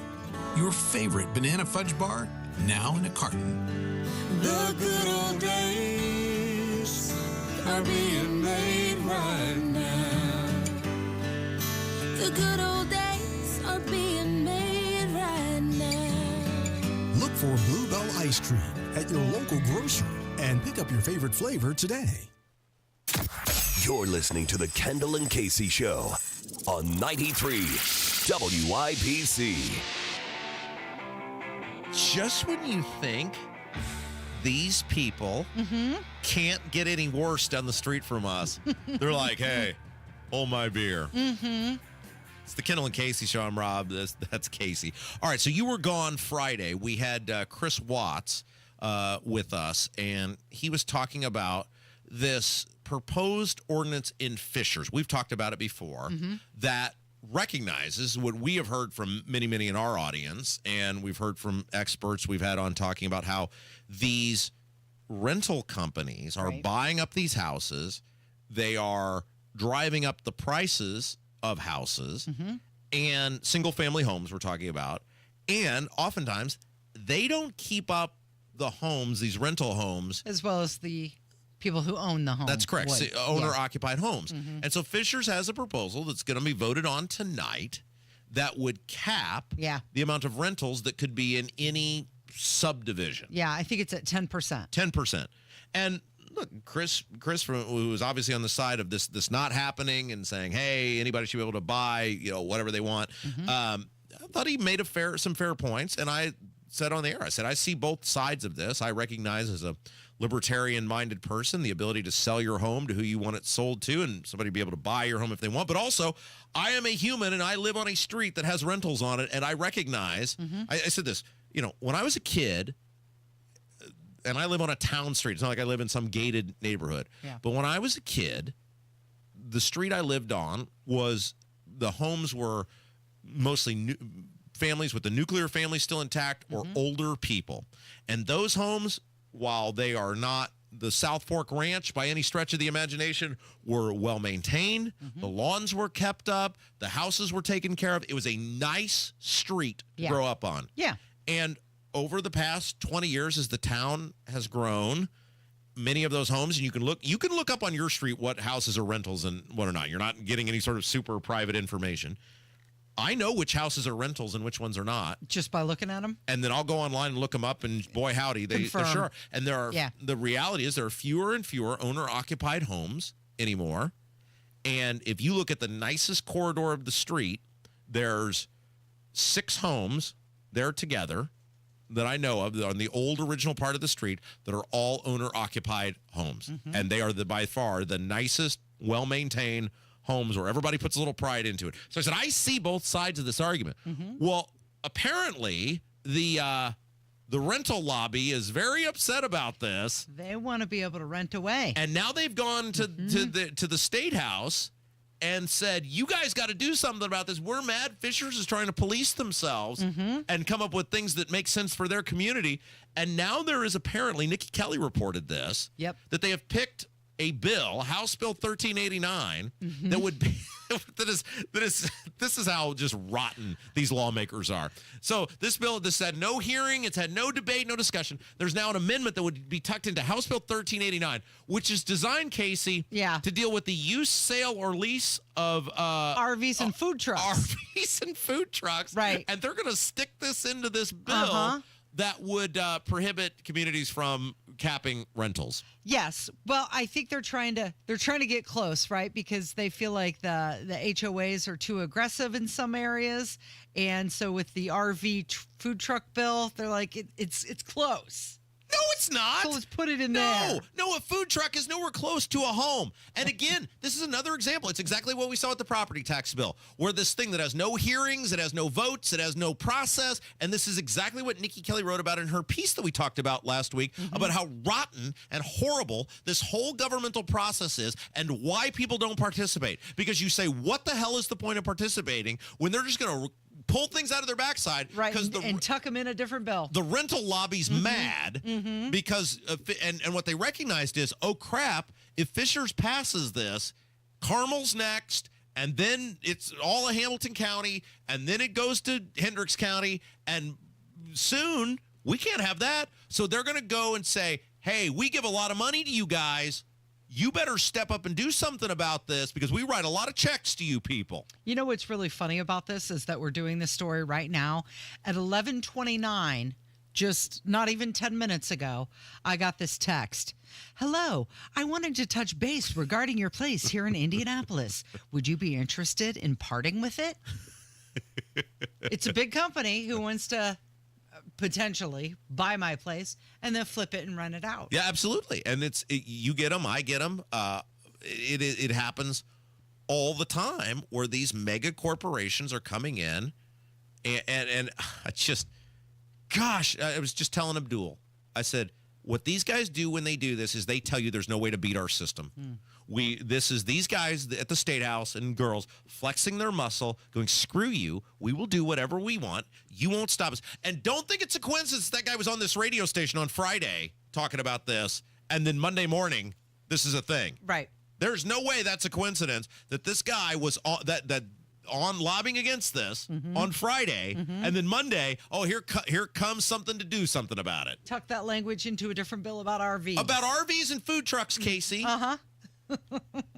Like, let me read, like, I said I was going to read you the digest of the actual bill itself, but it doesn't even, let's go on to something. I mean, it's just, they're shameless. They have no shame. Do you want to talk about Stephen A. Smith or Mick Jagger? Let's do Mick Jagger, because this will piggyback off something we talked about with Spanglish the other day. Okay, so Mick Jagger has confirmed that he is, in fact, engaged to his girlfriend. However, marriage is maybe. It's like a promise. What, he may ring. die before he gets to the altar? What is he? He's 80? Is Mick Jagger 80? Yeah. Is that right? Well, let's find out. Maybe exactly. he's older than 80. I'll look it up. 81? Is that right? I'm going to guess 81. Mick. That's where All I right. am. Kylan, you know the rule here. When we do Price is Right rules, if you go over, you lose. How old are you saying Mick Jagger is? 83. 83. Okay, guess. you're at 81. Casey, you are the winner. He is 81 years old. Look at that. He will be 82 this year. How old is this woman he's marrying? 37. Huh? 37. What? 37. Wait, I'm doing math here. He's 81. That's how many years is that? Is that 50? No, that's It's a 44. lot. That's 44 years difference. They've been secretly engaged for 3 years, though they may never marry. Mick Jagger says this is a promise ring. He's 81 years old. It's 44-year age gap, I guess, is what it is. You smell good, Rob. Let's talk about that, okay? It's Kendall and Casey on 93 WIBC. Promises made, promises kept. Governor Mike Braun's bold leadership is already getting things done for Hoosiers. Governor Braun and State House Republicans are delivering massive property tax cuts. We're talking nearly $1.5 billion in relief. That's real money back in homeowners' pockets. But Braun didn't stop there. He cut local income tax capacity by nearly $2 billion and capped the local income tax rate to protect Hoosiers. And Braun led the fight to reform local government taxes, giving Hoosiers more say by requiring referendums be held in high-turnout elections. Thanks to Governor Braun and State House Republicans, your property taxes will be lower. Future increases are reined in, and the system is now more transparent. Visit HoosierHope.org and let Governor Braun and Republican legislators know you support historic property tax cuts. Paid for by HoosierHope.org. Gotta love summertime. It's for enjoying outdoor music and vacations, and our pals at AAA Hoosier Motor Club can help you save on both. AAA is now the official partner of Ruoff Music Center, and AAA members are going to enjoy some big-time benefits. Early entry into concerts, access to the AAA Premier Lounge. Can't wait to go see Chris Stapleton this summer. Concerts at Ruoff, always a good time, always a fun time. Same with going on a vacation. And AAA members save with access to hotel discounts, rental car discounts, and a lot more, along with complimentary travel planning. Plus, if you run into trouble on the road, AAA has you covered. Flat tire, dead battery, run out of gas. AAA is there 24/7, 365, no matter where your travels take you. So do yourself a favor. Join AAA today. AAA.com, 844-GO-AAA-GO, or stop by your local AAA office. Garage door problems? Call today for service today. Garage Doors of Indianapolis services all makes of garage doors 24 hours a day, 7 days a week. Call today for service today. 875-4577. Call today for service today. Get it fixed right now. Call Garage Doors of Indianapolis at 875-4577 or visit doorstoday.com. In the morning, call 875-4577. For service today? Today. That's our us. When dreams don't get in, that's our us. Right now, get $1,500 off a shower or tub replacement or $3,000 off a full bathroom remodel, plus low to no monthly payments. Call 765-545-BATH to schedule your free estimate or go to bathsareus.com. 765-545-BATH. That's our us. When dreams don't get in, that's our us. Hi, Jeff Roush for Tom Roush Lincoln. Right now, get Lincoln's employee pricing on most all new Lincolns at Tom Roush Lincoln in Fisers. Get up to $20,000 off select 2024 Navigators, up to $8,000 off select 2024 Nautilus, or up to $7,000 off select 2024 Corsair at Tom Roush Lincoln in Fisers. Navigator MSRP $105,575, Nautilus MSRP $61,995, Corsair MSRP $47,820. Offers good through 4/30/2025. Navigators excluded from employee pricing. Subject to credit approval. See dealer for complete offer details. I'm ready. Let me just grab my bag. Sweatpants, huh? Didn't know we were keeping it casual this month. Yeah, I feel bloated every now and then. You have to try new Align 3-in-1 Biotic Gummies. They have prebiotics to nourish good bacteria, probiotics to help relieve occasional bloating, and postbiotics for immune support. All that in one gummy? Yep. So no sweatpants next time? Not anymore. Align 3-in-1 Biotic Gummies for gut health support. These statements have not been evaluated by the Food and Drug Administration. This product is not intended to diagnose, treat, cure, or prevent any disease. Mike Rowe here with a quick question. Have you noticed mold, mildew, bowing walls, or water in your basement? I hope not, but if you have, your basement is losing the war against groundwater. That's where Indiana Foundation Service comes in, a groundworks company. They can honestly assess your situation and create a plan to waterproof your basement and stabilize your walls. Schedule your free inspection at indianafoundation.com/row. Licensed in all states where work is performed. See website for details. More tariffs hours later, tornadoes possible. John Herrick, WIBC.com gives you more than just headlines. It's context, updates, and insight. Whether you're at work, on the move, or catching up late, the latest is already there. Stay in the know while you're on the go at WIBC.com. Me will do nearly any task and ask for compensation. Casey, stop sniffing me. I can't help it. You smell so good. I just want to get my nose right in there. Yeah, you shower, which is nice. Thank you for doing that. Is that the standard now? Yeah. Have we lowered ourselves to the point where it's like, does my coworker take a shower? I've learned a new phrase over the weekend that I was not familiar with before, and it's called the everything shower. The what? The everything shower. What is that? And it's something that the younger generation does, I guess, especially females, women. It's when they wash their hair and condition and shave. They call it the everything shower. I do that all the time. That's not a common thing, huh? I guess not. Because there's many people who don't wash their hair every day. Oh, yeah. They'll shower, but they don't do their hair. Or Well, they don't with a condition. woman- Or wait they a don't second. shave. Or With a woman, yeah. that's not that they don't wash their hair every day because that's an involved thing. With me, that's a 1-minute process. Correct. But with a woman, with all that hair, I mean, that doesn't. I mean, now if you've been to the gymnasium or something, that's one thing. But I mean, just day to day, that doesn't surprise me all that much. But have you ever heard the phrase everything shower? No, not until right now. Yeah, me either. But that's a thing. That's what they do now, Rob. Well, let's face it. With men, it is a much easier. Everything is just a much easier process. It's a quicker process. Right. Yeah, you don't have the makeup. Most men don't have the makeup and all of the things that you got to do to be presentable. But now, apparently, is this what you had? Wait. Is this what you had a conversation with your daughter about? Because you went to Baltimore, right, over the weekend? I did. I was there. No, it just came up. One of her roommate was like, "Yeah, it's an everything shower," and I was like, "Wait, what? An everything shower?" And I had heard the phrase before, but then I decided to ask, "What exactly does that mean?" You dove in. I did. I wanted to know what is an everything shower. Do you? And I know you have a story here related to this, but do you find that 90% of what you do in your life now is related to, can I get show content out of this? Wait a minute. Tell me more. Well, sometimes, yes. I didn't think we'd be talking about everything showers today, but why not? Right. Because it goes along with this latest study that your smell matters more than you think. Oh, wow. How someone smells may dictate whether you're going to be friends with them or not. No kidding. Yes. So these people, they did an entire study, and they had these women wear a plain white T-shirt for 12 hours and do their normal hygiene, put on their normal deodorant, their normal perfume, or whatever they were going to do. Yeah. And then they had to take the T-shirt off, and then this study group was given the T-shirts without meeting the people, and they put it through a smell test.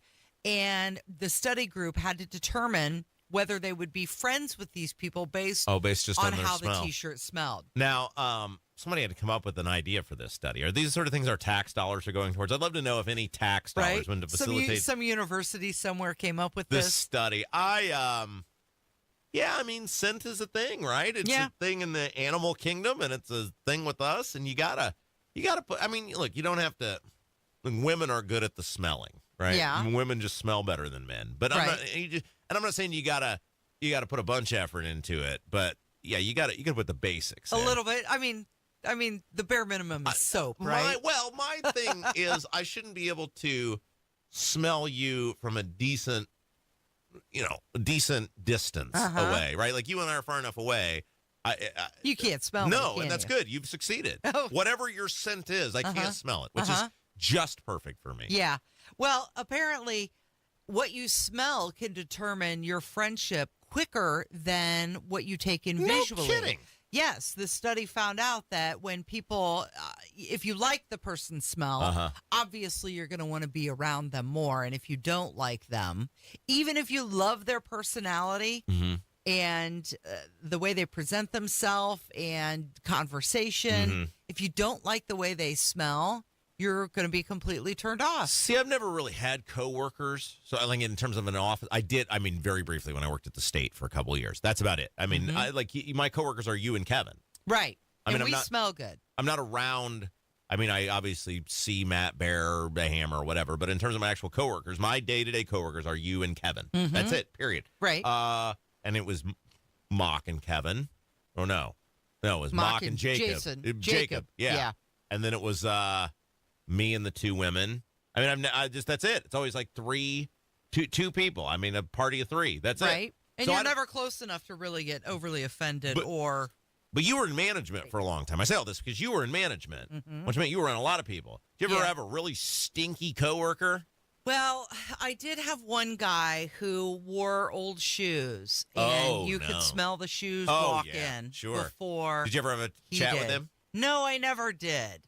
Was that because you? How do you do that? That's such a hard position to be in. Well, this is a question for you because delicate. You were management. You know the HR protocol. Yeah. Are you violating some sort of rule by going up to a guy and going, dude, your shoes have horrific odor. You're affecting people's work. Get new shoes. Well, see, I don't think he was really affecting people's work because he was like a night jock and he was always there by himself. But occasionally he had to come in and have a meeting with me. Well, he's affecting your work then. He's affecting my work. And that's why I got the hazard pay. Like, dude, shoes are not that expensive. Right? I know what you're making here. Go get a new pair of Birkenstocks, you hippie. I know what you're making here. You make enough to afford shoes. I'm signing the paycheck. Shoes. But I think that there are certain smells that are more offensive to people. Like, for example, when we were in Baltimore over the weekend, as soon as the elevator doors opened in the hotel. Weed? Yes. Yeah. The marijuana, because it's legal Sure. there. It was just everywhere. This is the problem with the weed, too. And this is the thing when other people are like, legalize it. Look, I support you doing in your house whatever you want. And if you want to do something with the doctor's prescription, certainly support that. What I do not support is in any sort of public square forcing people to smell your stuff. Well, as soon as we drove by the dispensary, keep in mind, we were in our car with the windows up, but we drove by the dispensary, and you could smell it just barreling out of there. No. And that's the thing they'd have to do if they do this right. And by the way, again, I'm for legalization of marijuana. You should do with yourself what you want to do. But if they can make Nikki Blaine's not smell like cigars, right? There's vent systems. Ventilation. Thank you. Whoa, boy, that was horrible. There's ventilation. It was terrible. Are you okay? I couldn't remember some. Do you need smelling salts? This is the problem. I did this yesterday. I could not remember somebody's name who I've known for many, many years, and my wife was looking at me, and then finally said the person's name, and she's like, "Are you all right?" It was like a brain lock. I don't know. Something's going on up there right now. It just gets locked. You're a little fuzzy. But the point is, you should not be able to smell that stuff anywhere in a public square. If you can't, you got to shut the business down. Right. If you're going to do that, no, absolutely not. No. Well, and that's the thing. Some people like the smell of like cigar. Other people don't. But then go to a place where you can smell that. Yeah. In a private business, you shouldn't be able to smell it on the street. Now, I saw that Matthew McConaughey never uses soap. Hammer had He's got like a natural musk smell that people say they like. No, Hammer. Tomorrow we'll have this conversation. Hammer had an encounter with stinky Matthew McConaughey. Yeah, he can. And he stank. Yeah, he said he stank. Yeah, same way with like the Spin Doctors. Do you remember that band? Oh yeah, two princes. Two princes. Yes, they never showered and they were a little stinky, but. Some people like that musk smell. Yeah, nobody likes that smell. You don't think so? I don't know. I think as long as you got the soap and the deodorant. We got to go, Casey. You're good. All right. Thanks, Rob. Thank you, Kylan. And thank you for listening today. This has been Kendall and Casey on 93 WIBC.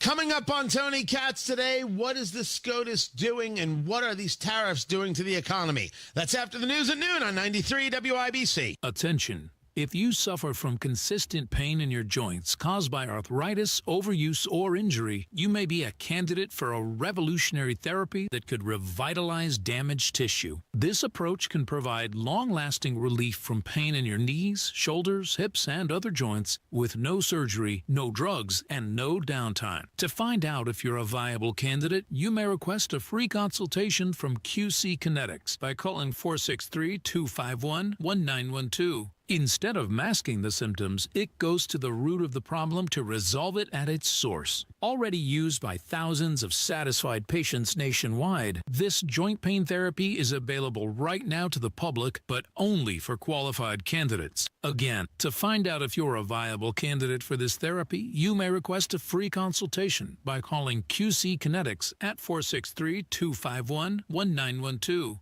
That's 463-251-1912. My house has a new glow. I love my windows. Universal Windows Direct. Hey, it's Rob. Right now, buy 2 windows, get 2 free, no limit. The savings don't stop there. Pay no interest until 2030, plus $500 off your home improvement project. Restrictions apply. Call 317-659-7574. Like me, you'll be saying, I love my windows. I love my windows. They've got that brand new home effect. Universal Windows Direct. Don't get suckered into the same old free phone game by Big Wireless. There is a better way. Pure Talk, my sponsor, my wireless company, has a better offer. A brand new free Samsung Galaxy with qualifying plan for $35 a month. You get unlimited talk, unlimited text, 15 gigs of data, all on America's most dependable 5G network. Just dial pound 250, say the keyword Pure Talk for your free Samsung Galaxy with qualifying plan. Pure Talk, wireless by Americans for Americans. With Progressive's collision coverage, my family gets up to $1,000 for vet bills if I'm injured in a car accident. And that makes this Chihuahua really feel like part of the family. What's that? I don't sound like a Chihuahua? Oh, I'm sorry. What exactly am I supposed to sound like? I guess all Chihuahuas are high-strung, riding around in expensive designer purses. Actually, I prefer riding in cars. So I appreciate that my family protects me with Progressive's pet collision coverage. Okay, maybe I am a little high-strung. Progressive Casualty Insurance Company and Affiliates. Not available in all states. Coverage for dogs and cats is included with the purchase of collision coverage and is subject to policy terms. Comprehensive cancer care is not just about treating cancer. It's caring for the person behind the diagnosis. It's our team by your side to listen, connect, and encourage, and to celebrate every milestone together. Because at Franciscan Health, your journey is our journey. Your victory is our victory. Your hope and trust in us to provide extraordinary cancer care with the latest advancements, plus a little extra TLC, is our mission. Learn more at franciscanhealth.org/cancercare.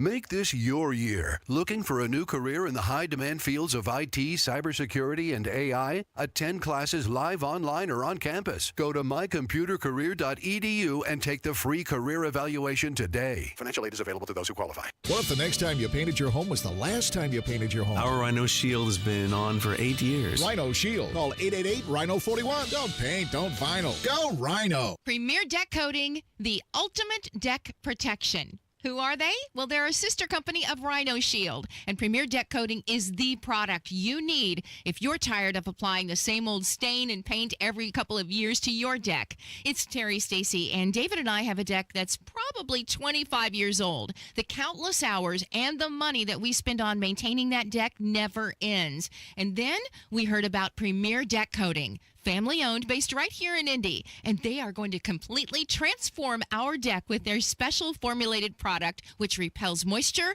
scratch-resistant in virtually any color that we want, and backed by a 10-year guarantee. No more spending time staining or painting every year. Premier Deck Coating will keep our deck looking great for years to come. Premier Deck Coating can also do fences and pergolas, too. For a free quote, call 317